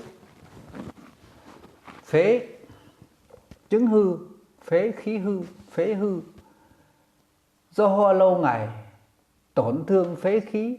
Do tỳ khí hư không vận chuyển đồ tinh vi của thủy cốc lên, làm phế khí hư. Ngoài ra tâm thận hư cũng ảnh hưởng đến phế. Biểu hiện lâm sàng: ho không có sức, thở ngắn, ngại nói, tiếng nói nhỏ, người mệt vô lực tự ra mồ hôi, sắc mặt trắng bệch, chất lưỡi nhạt, mạch hư nhược. Phương pháp chữa: bổ ích phế khí. Nếu phế âm hư do mắc bệnh lâu ngày hay bệnh mới mắc làm tổn thương đến phế âm. Phế âm hư có hai mức độ: phế âm hư và âm hư hỏa vượng. Biểu hiện lâm sàng: nếu phế âm hư ho ngày càng nặng, không có đờm hoặc đờm ít mà dính, họng khô ngứa, người gầy, chất lưỡi hơi đỏ, ít tân dịch, mạch tế vô lực. Nếu âm hư hỏa vượng thêm các chứng ho ra máu, miệng khô khát, triều phát sốt, ra mồ hôi trộm, chất lưỡi đỏ, mạch tế sáp. Phương pháp chữa: tư tâm dưỡng phế, phế âm hư, tư âm giáng hỏa, âm hư hỏa vượng. Thì thực chứng: phong hàn thuốc phế, do phong hàn làm phế khí không tuyên giáng. Biểu hiện lâm sàng: do tiếng ho mạnh, có khi suyễn, đờm loãng trắng, dễ khạc, miệng không khát, chảy nước mũi, sợ lạnh, đau mình, rêu lưỡi trắng mỏng, mạch phù khẩn. Phương pháp chữa: tán hàn, tuyên phế, phong nhiệt, phạm phế, do phong nhiệt làm phế khí không tuyên giáng. Biểu hiện lâm sàng: ho đờm vàng dính, khó khạc, miệng không thích uống, nước mũi đục, đau họng, kho hạc, ho khạc, ra đờm, dính máu, đầu lưỡi đỏ, mạch phù sáp. Phương pháp chữa: thanh nhiệt, tuyên phế, đàm trọc, làm trở ngại phế, do đàm thấp làm phế mất sự tuyên giáng. Biểu hiện lâm sàng: ho đờm nhiều, sắc trắng dễ khạc, thấy khò khè, tức ngực, rêu lưỡi vàng trắng, mạch hoạt. Nếu là đàm thấp thì bệnh nhân sợ lạnh, đờm loãng, khi gặp lạnh bệnh nhân lại càng tăng bệnh. Nếu ẩm tà ngưng lại ở phế, xuất hiện các chứng ngực sườn đầy, tức kho, đau ngực, rêu lưỡi trắng mỏng. Phương pháp chữa: thấp táo hóa đảm. Tỳ hư chứng: tỳ hư do tạng người yếu, lao động quá sức, ăn uống kém dinh dưỡng gây ra. Tỳ vị có chức năng kiện vận, chủ tham khí huyết, nên tỳ hư có thể biểu hiện lâm sàng phong phú. Biểu hiện lâm sàng, triệu chứng chung: ăn kém, tiêu hóa kém, người mệt mỏi, vô lực, thở ngắn, ngại nói, sắc mặt vàng trắng. Nếu tỳ mất kiện vận, thêm các hiện tượng đầy bụng, ăn xong càng đầy, đại tiện lỏng, chất lưỡi nhạt bệu, rêu lưỡi trắng, mạch hư. Nếu tỳ hư, hạ hãm, ỉa chảy, lị, mãn tính, trực tràng xa, xa dạ con, xa dạ dày, xa các nội tượng khác, chất lưỡi nhạt, mạch hư nhược. Nếu tỳ không thống huyết, đại tiện ra máu, kinh nguyệt quá nhiều, rong kinh, chất lưỡi nhạt, mạch hư nhược, môi thâm, môi khô. Phương pháp chữa: kiện tỳ ích khí. Nếu tỳ mất kiện vận, ích khí thăng đề. Nếu tỳ hư hạ hãm, kiện tỳ nhiếp huyết. Nếu tỳ hư không thống huyết. Về tỳ hư dương: tỳ dương hư sinh ra tỳ khí hư, do ăn đồ lạnh làm tổn thương dương khí của tỳ. Biểu hiện lâm sàng: trời lạnh, đau bụng, đầy bụng, có lúc có giảm, trường nóng đỡ đau, ỉa chảy, người lạnh, tay chân lạnh, lưỡi nhạt, rêu trắng, mạch trầm trì. Phương pháp chữa: ôn trung kiện tỳ. Thực chứng tỳ vị hàn thấp, do ăn uống phải đồ lạnh, hoặc cảm mạo do mưa lạnh ẩm thấp gây bệnh, do tỳ làm mất chức năng vận hóa. Biểu hiện lâm sàng: ăn xong bụng trướng, lợm giọng, buồn nôn hoặc nôn mửa, người bệnh nặng nề, đại tiện lỏng, tiểu tiện ít, miệng khô rát, phụ nữ ra khí hư trắng nhiều, rêu lưỡi trắng mỏng, mạch nhu hoãn. Phương pháp chữa: ôn trung hóa thấp, tỳ vị thấp nhiệt. Nếu biểu hiện lâm sàng: bụng trướng đầy, lợm giọng, buồn nôn, người mệt, thân thể nặng nề, hoàng đản, sắc vàng tươi sốt, miệng đắng, nước tiểu ít mà vàng, rêu lưỡi vàng, dày, mạch ngưu sáp.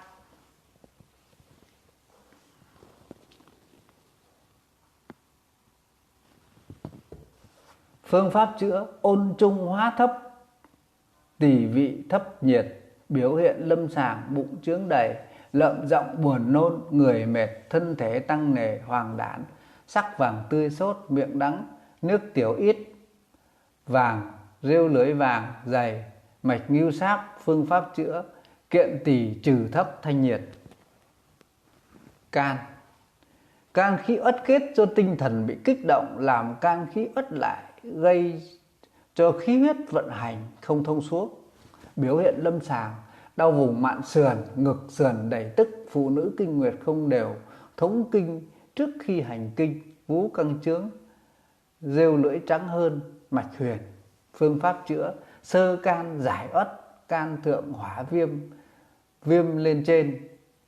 Can thượng hỏa viêm là do can khí uất hóa hỏa, hỏa viêm là hỏa viên ở bên trên hay bức huyết ra ngoài mạch nên gây ra chảy máu. Biểu hiện lâm sàng: hoa mắt, nhức đầu, tai ù, phiền táo, dễ cáu, mặt đỏ, miệng đắng, nước tiểu vàng, có khi ho ra máu, nôn ra máu, chảy máu cam, lưỡi đỏ, rêu vàng, mạch huyền sát. Phương pháp chữa: thanh can hỏa, thấp nhiệt ở can kinh. Do thấp nhiệt ở bên trong làm khí của can kinh ứ trệ. Do sơ tiết của can, việc sơ tiết của mật của đờm bị cản trở gây ra can kinh thất nhiệt. Biểu hiện lâm sàng: mạn sườn đau tức, da vàng, tiểu tiện ngắn đỏ, phụ nữ ra khí hư màu vàng hôi, ngứa âm đạo, nam giới tinh hoàn sưng đau, rêu lưỡi vàng, mạch huyền sát. Phương pháp chữa: thanh thấp nhiệt ở can đờm, ở gan mật. Phong, can phong nội động, gọi tắt là nội phong. Do sốt cao gây co giật, can thận âm hư, can dương nổi lên sinh phong, hoặc do can huyết hư không nuôi dưỡng được cân mạch gây ra. Biểu hiện lâm sàng: có sốt cao, nhiệt cực sinh phong, sốt cao, hôn mê, gầy cứng, có người uốn cong chân tay co quắp, chất lưỡi đỏ, mạch huyền sáp. Can dương vượng có hai mức độ: chứng can dương thượng sung, nhức đầu, chóng mặt, ù tai, phiền não hay cáu, mất ngủ hay quên, chất lưỡi đỏ, ít tân dịch, mạch huyền. Chứng trúng phong, đột nhiên ngã, lưỡi cứng, khó nói, liệt 1/2 người khi hôn mê bất tỉnh. Can huyết sinh hư phong, đau đầu, chóng mặt, hoa mắt, chân tay co quắp, run, tê bì, thị lực giảm, sắc mặt hơi vàng, kinh nguyệt ít và nhạt màu, rêu lưỡi nhạt ít, mạch huyền tế. Phương pháp chữa: thanh nhiệt tức phong. Nếu sốt cao co giật, can bình tức phong, nên can dương vượng dưỡng huyết tức phong. Nếu can huyết sinh hư phong, can huyết hư sinh phong, hàn trệ ở gan, hàn xâm nhập vào can kinh, làm can khí ngưng trệ không thông. Biểu hiện lâm sàng: đau vùng hạ vị, lan xuống tinh hoàn sưng to, xa xuống, rêu lưỡi trắng, chất lưỡi nhuận, mạch trầm huyền. Phương pháp tán hàn noãn can. Noãn là làm ấm thận, tạng thận, gồm thận âm và thận dương, chỉ có biểu hiện ở các bệnh thường hư, có 2 hội chứng: thận âm hư và thận dương hư. Biểu hiện lâm sàng về triệu chứng chung: sợ lạnh, chân tay lạnh, sắc mặt trắng, đau mỏi vùng thắt lưng, liệt dương, chất lưỡi nhạt, rêu lưỡi trắng, mạch trầm trì hoặc 2 mạch xích vô lực. Nếu thận khí hư, không cố sắc thêm các chứng di tinh, hoạt tinh, tiểu tiện nhiều lần, có khi không tự chủ, đái dầm, ỉa lỏng. Ở người già, nếu thận hư không nạp khí gây hen suyễn, khó thở, mạch phù vô lực. Nếu thận hư không khí hóa, bài tiết được nước, gây phù toàn thân, nhất là hai chi dưới lõm, ấn lõm, bụng đầy, đái ít, khó thở, chất lưỡi nhạt, mềm bệu, mạch trầm tế. Phương pháp chữa: ôn thận bổ dương, cổ nhiếp thận khí. Nếu di tinh, di niệu, ỉa lỏng do thận khí hư, bổ thận, ôn bổ thận khí. Nếu thận hư không nạp khí, ôn dương lợi thủy. Nếu phù thủng do thận dương hư, thận âm hư do mất máu, mất tân dịch, tinh bị hao tổn gây ra, hay gặp ở những bệnh do sốt cao kéo dài, người mắc bệnh lâu ngày, hoặc uống thuốc nóng quá lâu ngày. Triệu chứng có nhiều biểu hiện của hư nhiệt sinh âm, hư sinh nhộn nhiệt. Biểu hiện lâm sàng: hoa mắt, chóng mặt, ù tai, răng lung lay, mồ hôi ra mồ hôi trộm, di tinh, chất lưỡi mạch tế sáp, chất lưỡi đỏ mạch tế sáp. Phương pháp chữa: bổ thận âm. Về đỡm: can đỡm có liên quan hệ biểu hiện biểu lý tạng phủ. Can đỡm hay phối hợp sinh bệnh và lấy bệnh ở can làm chính để chuẩn đoán và chữa bệnh. Lâm sàng xuất hiện triệu chứng của đỡm sau đây: vàng da, đau mạn sườn, lúc sốt lúc rét, miệng đắng, nôn mửa, ra nước đắng. Vị: bệnh ở vị có 4 hội chứng: vị hàn, vị nhiệt, hỏa, trích tệ đồ ăn, và vị âm hư. Vị hàn do ăn uống và đồ lạnh gây ra. Biểu hiện lâm sàng: đau vùng thượng vị, đau âm ỉ hoặc đau dữ dội, mạch lạnh đau, chườm nóng thì đỡ, nôn ra nước nóng. Nếu lưỡi trắng trơn, mạch trầm trì hoặc trầm huyền. Phương pháp chữa: ôn vị tán hàn. Vị nhiệt hỏa do vị dương bẩm tố mạnh, tình trí có hỏa ngoại tà vào trong hóa hỏa, đồ ăn cay ngọt béo nên gây bệnh. Biểu hiện lâm sàng: đau vùng vị quản, cảm giác như bỏng, miệng khát, thích uống nước lạnh, ăn mau tiêu mau đói, răng lợi sưng, miệng hôi, ợ chua, ợ hơi, chất lưỡi đỏ rêu vàng, mạch hoạt xác. Phương pháp chữa: thanh tả vị hỏa, ứ động thức ăn ở vị do ăn uống không điều độ, ăn quá nhiều, tổn thương đến tỳ vị, không tiêu hóa nên ứ động thức ăn. Biểu hiện lâm sàng: vùng thượng vị, vị quản đầy tức, nôn mửa, chua hăng, không muốn ăn nóng, đại tiện lỏng hoặc táo bón, rêu lưỡi dày dính, mạch hoạt. Phương pháp chữa: tiêu thực đạo trệ, tiêu hóa đồ ăn. Vị âm hư: vị âm hư hay gặp ở các bệnh cấp tính do sốt, viêm phổi, truyền nhiễm. Vì sốt cao tân dịch tổn thương làm vị âm suy yếu. Biểu hiện lâm sàng: họng và miệng khô, không muốn ăn uống hoặc đói mà không muốn ăn, vật vã trần trọc, sốt nhẹ, đại tiện táo, nôn khan, chất lưỡi hồng, rêu ít hoặc có nhiều rêu lưỡi, mạch tế xác.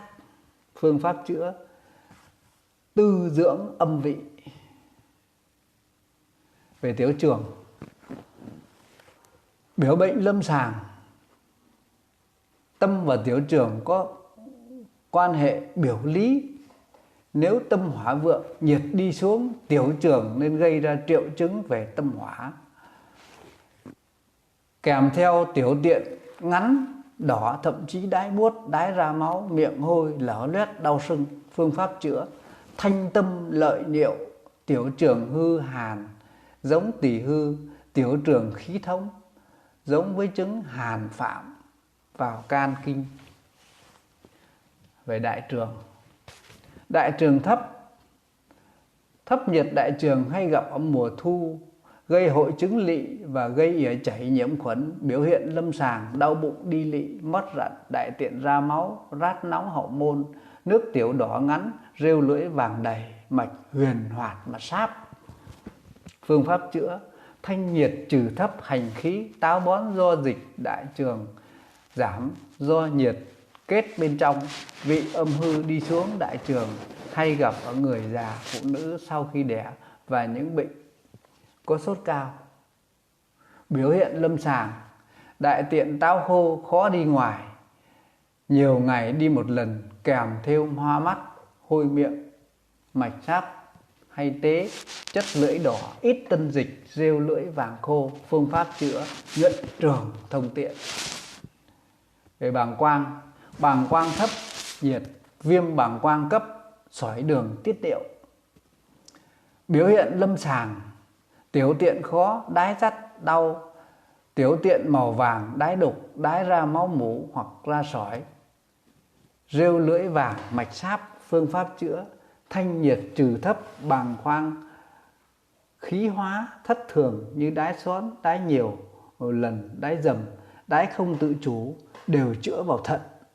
Do thận dương hư hay còn gọi là thận khí bất cố, các hội chứng phối hợp của tạng phủ. Tạng phủ có mối quan hệ rất mật thiết với nhau về công năng hoạt động, vị trí tương sinh tương khắc, tam tiêu. Vì vậy khi gây bệnh, chúng có những phối hợp với nhau thành những hội chứng bệnh chung. Sau đây sẽ nêu lên một số hội chứng chung hay gặp trên lâm sàng. Tâm phế khí hư, tim với phổi hư khí. Phế và tâm cùng ở thượng tiêu. Phế khí hư gây tâm khí hư hay ngược lại.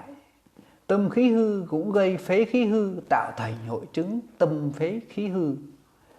Biểu hiện lâm sàng: ho lâu ngày, thở ngắn, chống ngực, sắc mặt trắng, có thể xuất hiện môi xanh tím, chất lưỡi nhạt, mạch tế nhược.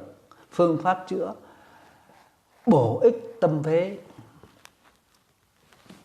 Tâm tỳ hư thường gặp ở những người suy nhược cơ thể, ăn ngủ kém, sút cân sau khi mắc bệnh cấp tính, dinh dưỡng kém. Biểu hiện lâm sàng: chống ngực, hồi hộp, ít ngủ, hay mê, hay quên, ăn kém, đầy bụng, đại tiện lỏng, mệt mỏi, vô lực, chất lưỡi nhạt bệu, mạch tế nhược. Phương pháp chữa: bổ ích tân tỳ. Về tâm thận bất giao hay còn gọi là âm dương không thống nhất. Vì tâm là hỏa, là dương, thận là âm, là thủy. Tâm thận bất giao do âm huyết hư hay thận tinh hư dẫn đến chứng thận âm và tâm âm đều hư. Biểu hiện lâm sàng: vật vã, trằn trọc, mất ngủ, chống ngực, hay quên, hoa mắt, ù tai, hôi miệng, lưng gối mềm yếu, hay mê, di tinh, chiều nhiệt, ra mồ hôi trộm, tiểu tiện ngắn đỏ, mạch tế xác. Phế tỳ khí hư. Biểu hiện lâm sàng: ho lâu ngày, thở ngắn, không có sức, đờm nhiều, trắng loãng, ăn kém, bụng đầy, ỉa chảy, có khi mặt nề, rêu lưỡi trắng, chất lưỡi nhạt, mạch tế nhược. Phương pháp chữa: bổ tỳ ích phế. Phế thận âm hư. Do ho lâu ngày, phế âm bị hao tổn làm ảnh hưởng đến thận âm. Thận âm hư làm hư hỏa bốc lên, đốt thêm phế, làm phế âm ngày càng hư tổn. Cả hai nguyên nhân trên dẫn tới phế âm thận đều hư. Biểu hiện lâm sàng: ho đờm ít, thở gấp, lưng gối mềm yếu, gầy, triều nhiệt, nhức xương, ra mồ hôi trộm, di tinh, gò má đỏ, chất lưỡi đỏ, rêu lưỡi ít, mạch tế sáp. Phương pháp chữa: tư bổ phế thận. Can tỳ bất hòa. Do can khí uất kết, sơ tiết thất thường ảnh hưởng đến công năng của tỳ. Biểu hiện lâm sàng: ngực sườn đầy tức, tinh thần uất ức, tình trí hay xúc động, ăn kém, bụng trướng, sôi bụng, trung tiện nhiều, đại tiện lỏng. Phương pháp chữa: sơ can kiện tỳ. Can vị bất hòa. Do can khí uất kết, sơ tiết thất thường ảnh hưởng đến công năng của vị, gọi là can vị bất hòa, là gan với dạ dày mất đoàn kết. hay còn gọi là can khí phạm vị. Biểu hiện lâm sàng ngực sườn đầy tức, vùng thượng vị đau tức, ợ hơi, ợ chua, rêu lưỡi vàng, mạch huyền. Phương pháp chữa sơ can hỏa vị. Thận tỳ dương hư, do thận dương hư không ôn dưỡng tỳ dương hư lại không vận hóa thủy cốc, tinh kém không nuôi dưỡng được thận. Cả hai nguyên nhân cùng gây ra tỳ thận dương hư. Biểu hiện lâm sàng sợ lạnh, chân tay lạnh hoặc nửa người dưới lạnh, người mệt mỏi, đại tiện lỏng hay ngũ canh tả. Có thể thấy phù thủng cổ trước, chất lưỡi nhạt, rêu lưỡi trắng, nhuận, mạch tế nhược. Phương pháp chữa ôn bổ tỳ thận. Can thận âm hư, tức là phần âm của gan này của thận hư. Thận tàng tinh, can tàng huyết, thận thủy sinh can mộc. Nên nếu thận hư, thận âm hư hay gây can huyết hư, tinh huyết và huyết thuộc âm, nên gọi là can thận âm hư. Biểu hiện lâm sàng chóng mặt, hoa mắt, ù tai, mạn sườn, đau mạn sườn, lưng gối mềm yếu, họng khô, má đỏ, ra mồ hôi trộm, ngủ tân phiền nhiệt, di tinh kinh nguyệt không đều, lưỡi nhỏ không đều không rêu, lưỡi đỏ không rêu, mạch tế sáp. Phương pháp chữa tư bổ can thận. Thì nếu mà là kinh lạc thì làm kinh lạc thì cứ trực tiếp vào hai đường kinh, bổ hai đường kinh, thận kinh và gan kinh. Hội chứng bệnh lục kinh, dinh vệ khí, tam tiêu được dùng để chuẩn đoán các bệnh ngoại cảm có sốt. Hội chứng lục kinh do Trương Vọng Cảnh dựa trên Trương Nhiệt Luận của sách Tố Vấn, căn cứ vào vị trí, tính chất, trạng thái hư thực và xu thế của bệnh tật, quy lại thành 6 hội chứng trong sách Thương Hàn Luận. Hội chứng dinh vệ khí huyết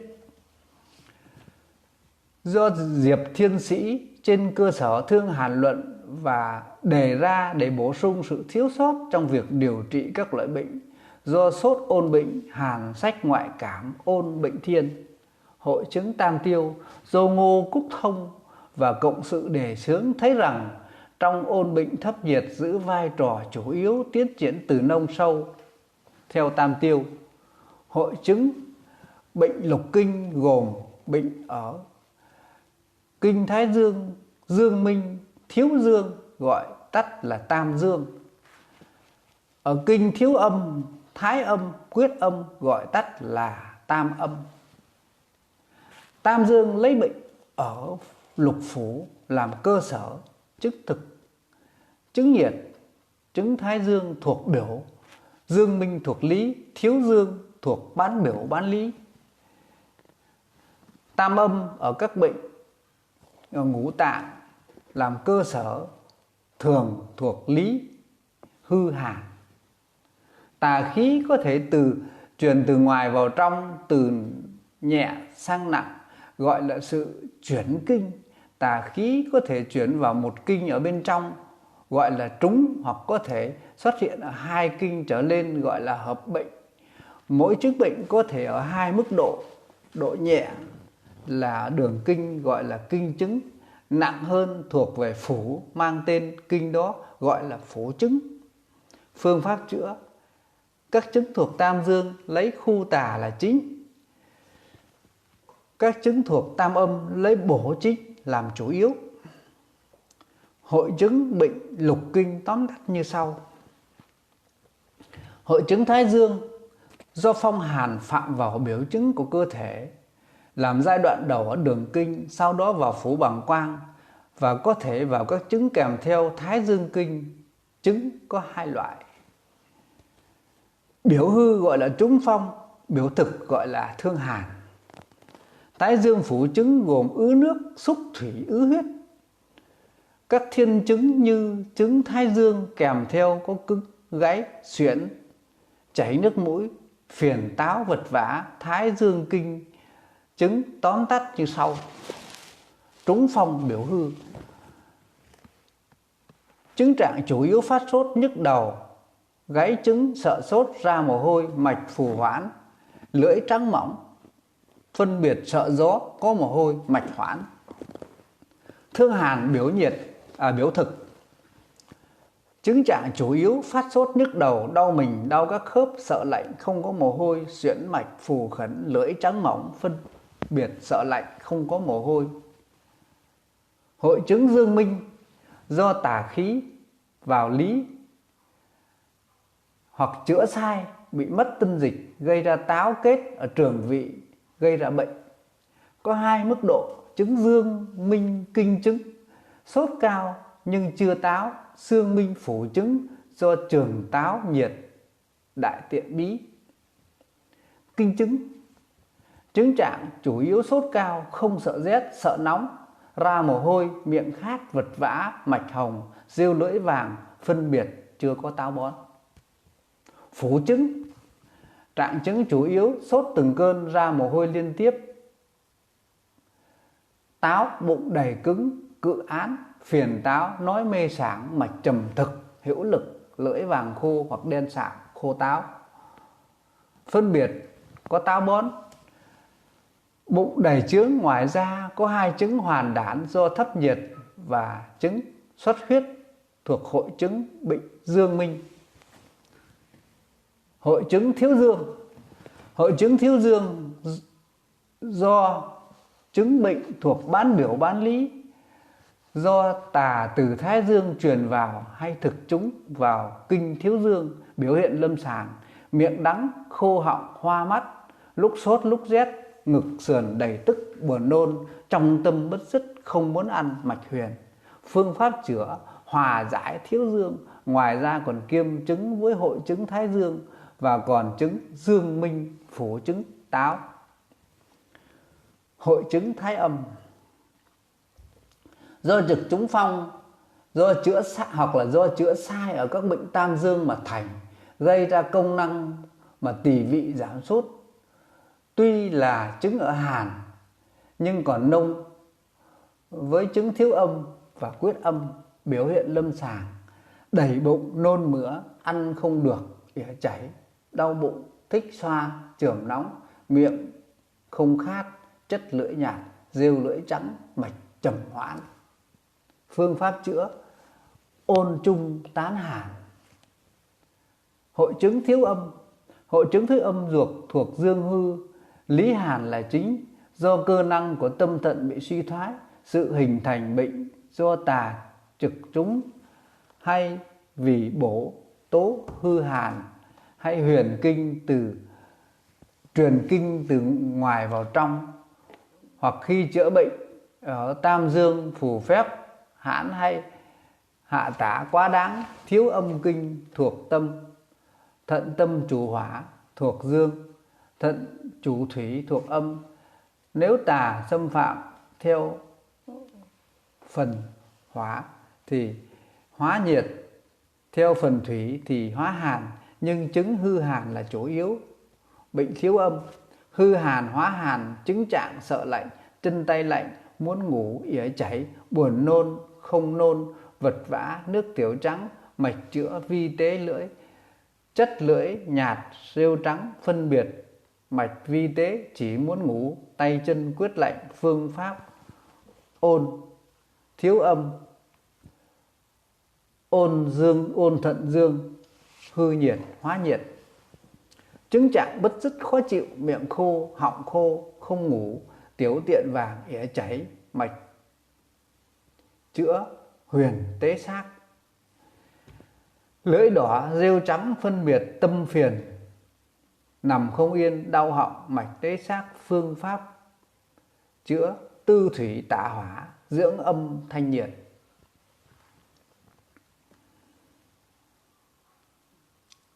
Chứng thiếu âm hóa hàn còn gặp ở chứng thủng do thận dương hư, không khí hóa bài tiết, nước để tràn ra ngoài, và chứng âm thịnh. Cách dương là nhiệt, là hiện tượng choáng và trụy mạch do ỉa chảy. Chứng thiếu âm hóa nhiệt còn gọi là chứng đái ít, gọi còn gặp thêm chứng đái yết do âm hư, hội chứng quyết âm. Quyết âm là tận cùng của phần âm và bắt đầu phần dương. Trong âm có dương, hàn cực sinh nhiệt, nên trên lâm sàng hay xuất hiện các chứng hàn nhiệt lẫn lộn. Các chứng hàn quyết nhiệt đều trầm trọng. Hàn quyết tay chân lạnh, không sốt, sợ rét, lưỡi nhạt, mạch vi muốn tuyệt. Khi chữa phải bồi dương cứu nghịch, phải hồi dương cứu nghịch. Nhiệt quyết tay chân lạnh, phiền nhiệt, tiểu tiện vàng đỏ, rêu lưỡi vàng, mạch hoạt. Khi chữa phải liễm âm tiết nhiệt. Người xưa còn cho chứng đau bụng run, run chui ống mật là chứng hồi quyết. Hồi là run đũa. Hội chứng vệ khí dinh huyết. Vệ khí dinh huyết là 4 giai đoạn nông sâu nặng nhẹ. Ôn bệnh phần vệ là giai đoạn đầu, tương ứng với giai đoạn viêm long, khởi phát của bệnh truyền nhiễm. Phần khí dinh huyết là giai đoạn quản phát, không có biến chứng khí, có biến chứng mất tân dịch, nhiễm độc, thân kinh rối loạn thành mạch. Dinh huyết ôn bệnh do phong, nhiệt thử, táo gây ra. Điểm chung là gây sốt cao, làm tổn thương đến âm, tân dịch huyết ở các tạng phủ. Phần vệ là bệnh ở thời kỳ đầu của bệnh. Ôn bệnh vị trí ở da lông và phế, thuộc phân biểu. Đặc điểm nổi bật là phát sốt, hơi lạnh và sợ gió, mạch sáp. Tà tại bì mao, phát sốt, hơi sợ, gió lạnh, gió sợ lạnh, mạch phù sáp, có đau họng, đát ho. Phương pháp chữa: thanh tán giải biểu. Đối với phương pháp thông kinh lạc thì chỉ hướng tới giải độc bằng phương pháp thông kinh lạc. Vì vậy khuyến cáo nên bài đọc đường bàng quang kinh hoặc tả các đường tạng phủ có triệu chứng bệnh. Tà tại phế: ho có đờm, ít đau họng, hơi sợ gió, sợ lạnh, sốt. Phương pháp chữa: tuyên phế tán nhiệt. Phần khí: ôn nhiệt vào phần khí là giai đoạn sâu thuộc lý, có triệu chứng chủ yếu là không sợ lạnh mà gây sợ nóng. Bệnh có thể ở phần vệ chuyển đến từ sợ rét sang sợ nóng, hay tà thực trúng ngay vào phần khí, và bệnh có thể ở vị trí khác nhau. Phế vị trường can đỡm. Ôn nhiệt tại phế: sốt cao, không sợ lạnh, ho, khó thở, đau ngực, miệng khát, ra mồ hôi, rêu lưỡi vàng, mạch sáp. Phương pháp chữa: tuyên giáng phế nhiệt hay thanh nhuận giáng phế. Nhiệt vào bị sốt cao, ra mồ hôi, khát nhiều, mạch hồng đại, vật vã, rêu lưỡi vàng khô. Phương pháp chữa: thanh nhiệt sinh tân, ôn nhiệt tại trường. Có 2 loại: táo bón. Táo bón không thông, sốt cao, ra mồ hôi, đau bụng, cự án, lưỡi khô, nước tiểu đỏ, mạch trầm thực. Phương pháp chữa: nhuận táo thông tiện, ỉa chảy, đi ỉa chảy nhiều lần, hậu môn rát nóng, mạch sáp, miệng khát, rêu lưỡi vàng khô. Phương pháp chữa: thanh nhiệt giải uất, phần dinh. Ôn nhiệt vào phần dinh, vị trí bệnh ở tâm và bào lạc. Chứng trạng chủ yếu là huyết nhiệt và triệu chứng tinh thần. Bệnh ở phần dinh có mọc ban ở trần gọi là dinh và vệ hợp tà. Bệnh ở phần dinh có thể từ vệ vào thẳng, từ phần khí chuyển vào, hoặc tà thực trúng vào phần dinh. Nhiệt làm tổn thương dinh âm, chất lưỡi đỏ dáng, sốt, đêm sốt cao hơn, vật vã không ngủ, nói lảm nhảm, mạch tế xác. Phương pháp chữa: thanh dinh thống nhiệt hay dưỡng tâm thanh nhiệt. Nhiệt vào tâm bào, hôn mê, nói lảm nhảm, vật vã, lưỡi đỏ dáng, mạch hoạt xác hoặc tế xác. Phương pháp chữa: thanh tâm khai khiếu.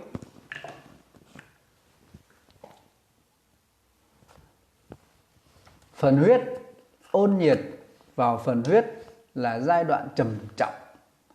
Vị trí bệnh ở vào tạng can và tạng thận. Ở tạng can,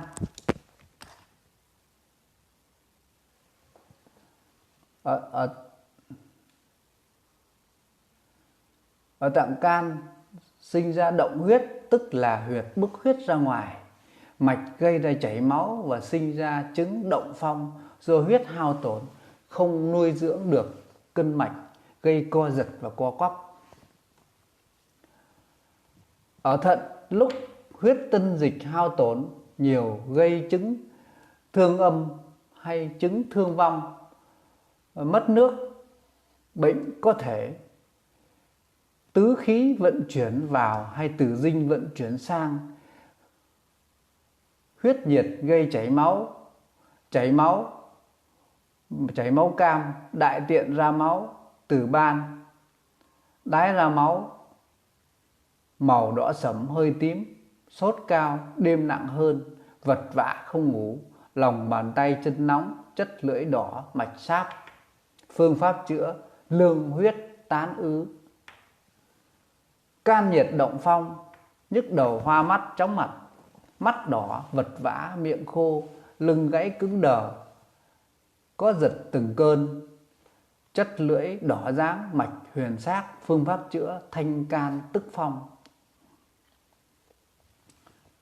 Huyệt nhiệt thương âm, người sốt, mắt đỏ, lòng bàn tay bàn chân nóng, miệng khô, lưỡi ráo, tinh thần mệt mỏi, ù tai, mạch hư, vô lực hoặc vật vã không ngủ, sớm mát, tối nóng. Nếu nặng hơn là chứng phong âm, mất nước, thân hình gầy gò, môi xe, lưỡi rụt, ly bì, hai gò má đỏ, đầu ngón tay ngón chân lạnh, mạch tế muốn tuyệt. Phương pháp chữa: tư âm dưỡng tâm, tư âm tiết hỏa. Nếu âm phiền không ngủ, dưỡng tâm thanh nhiệt, sáng mát, chiều nóng. Thì trên đây là một số cái phương pháp để mà đoán bệnh thông qua như vậy là tứ chẩn và bát cương. Thì cái này rất là khó hiểu, mong rằng cô bác anh chị nghe đi nghe lại nhiều lần thì mới thấu hiểu được.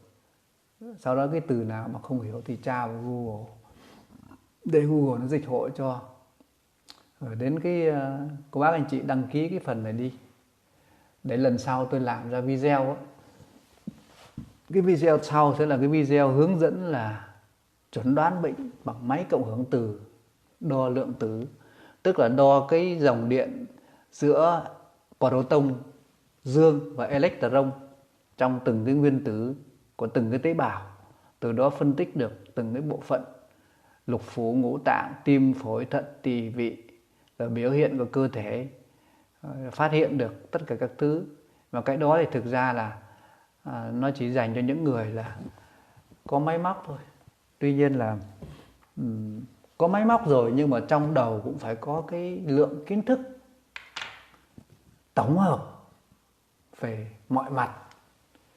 Ít nhất là phải có một cái kiến thức tổng hợp về 5 cái phương pháp, 5 cái mà tôi nêu đây. Hiểu về thông kinh lạc, hiểu về ngăn chặn độc tố, hiểu về dưỡng sinh, hiểu về ăn uống theo ngũ hành, hiểu về chữa tâm bệnh. Đấy, biết được 5 cái đó rồi thì cái người mà có cái kiến thức để có thể đọc được và suy luận được, giải thích được hiện tượng của người ta căn cứ theo cái số liệu ở trong máy lượng tử cộng hưởng từ ấy, thì cái người đó là gần như là đã xem hết video của tôi rồi thì mới hiểu được. Đấy, như thế đã xem hết rồi. Chứ còn nghe bập bõm một vài cái video xong rồi lôi cái máy ra để xem cho người ta, xong phân tích không đúng, có khi còn bị chửi nữa. Đấy. Thì mong rằng là cô bác anh chị vẫn theo cái quan điểm là chịu khó thì khỏi khó chịu, mà không chịu khó thì sẽ khó chịu. Đấy. Chúc cô bác anh chị mạnh khỏe, thành công.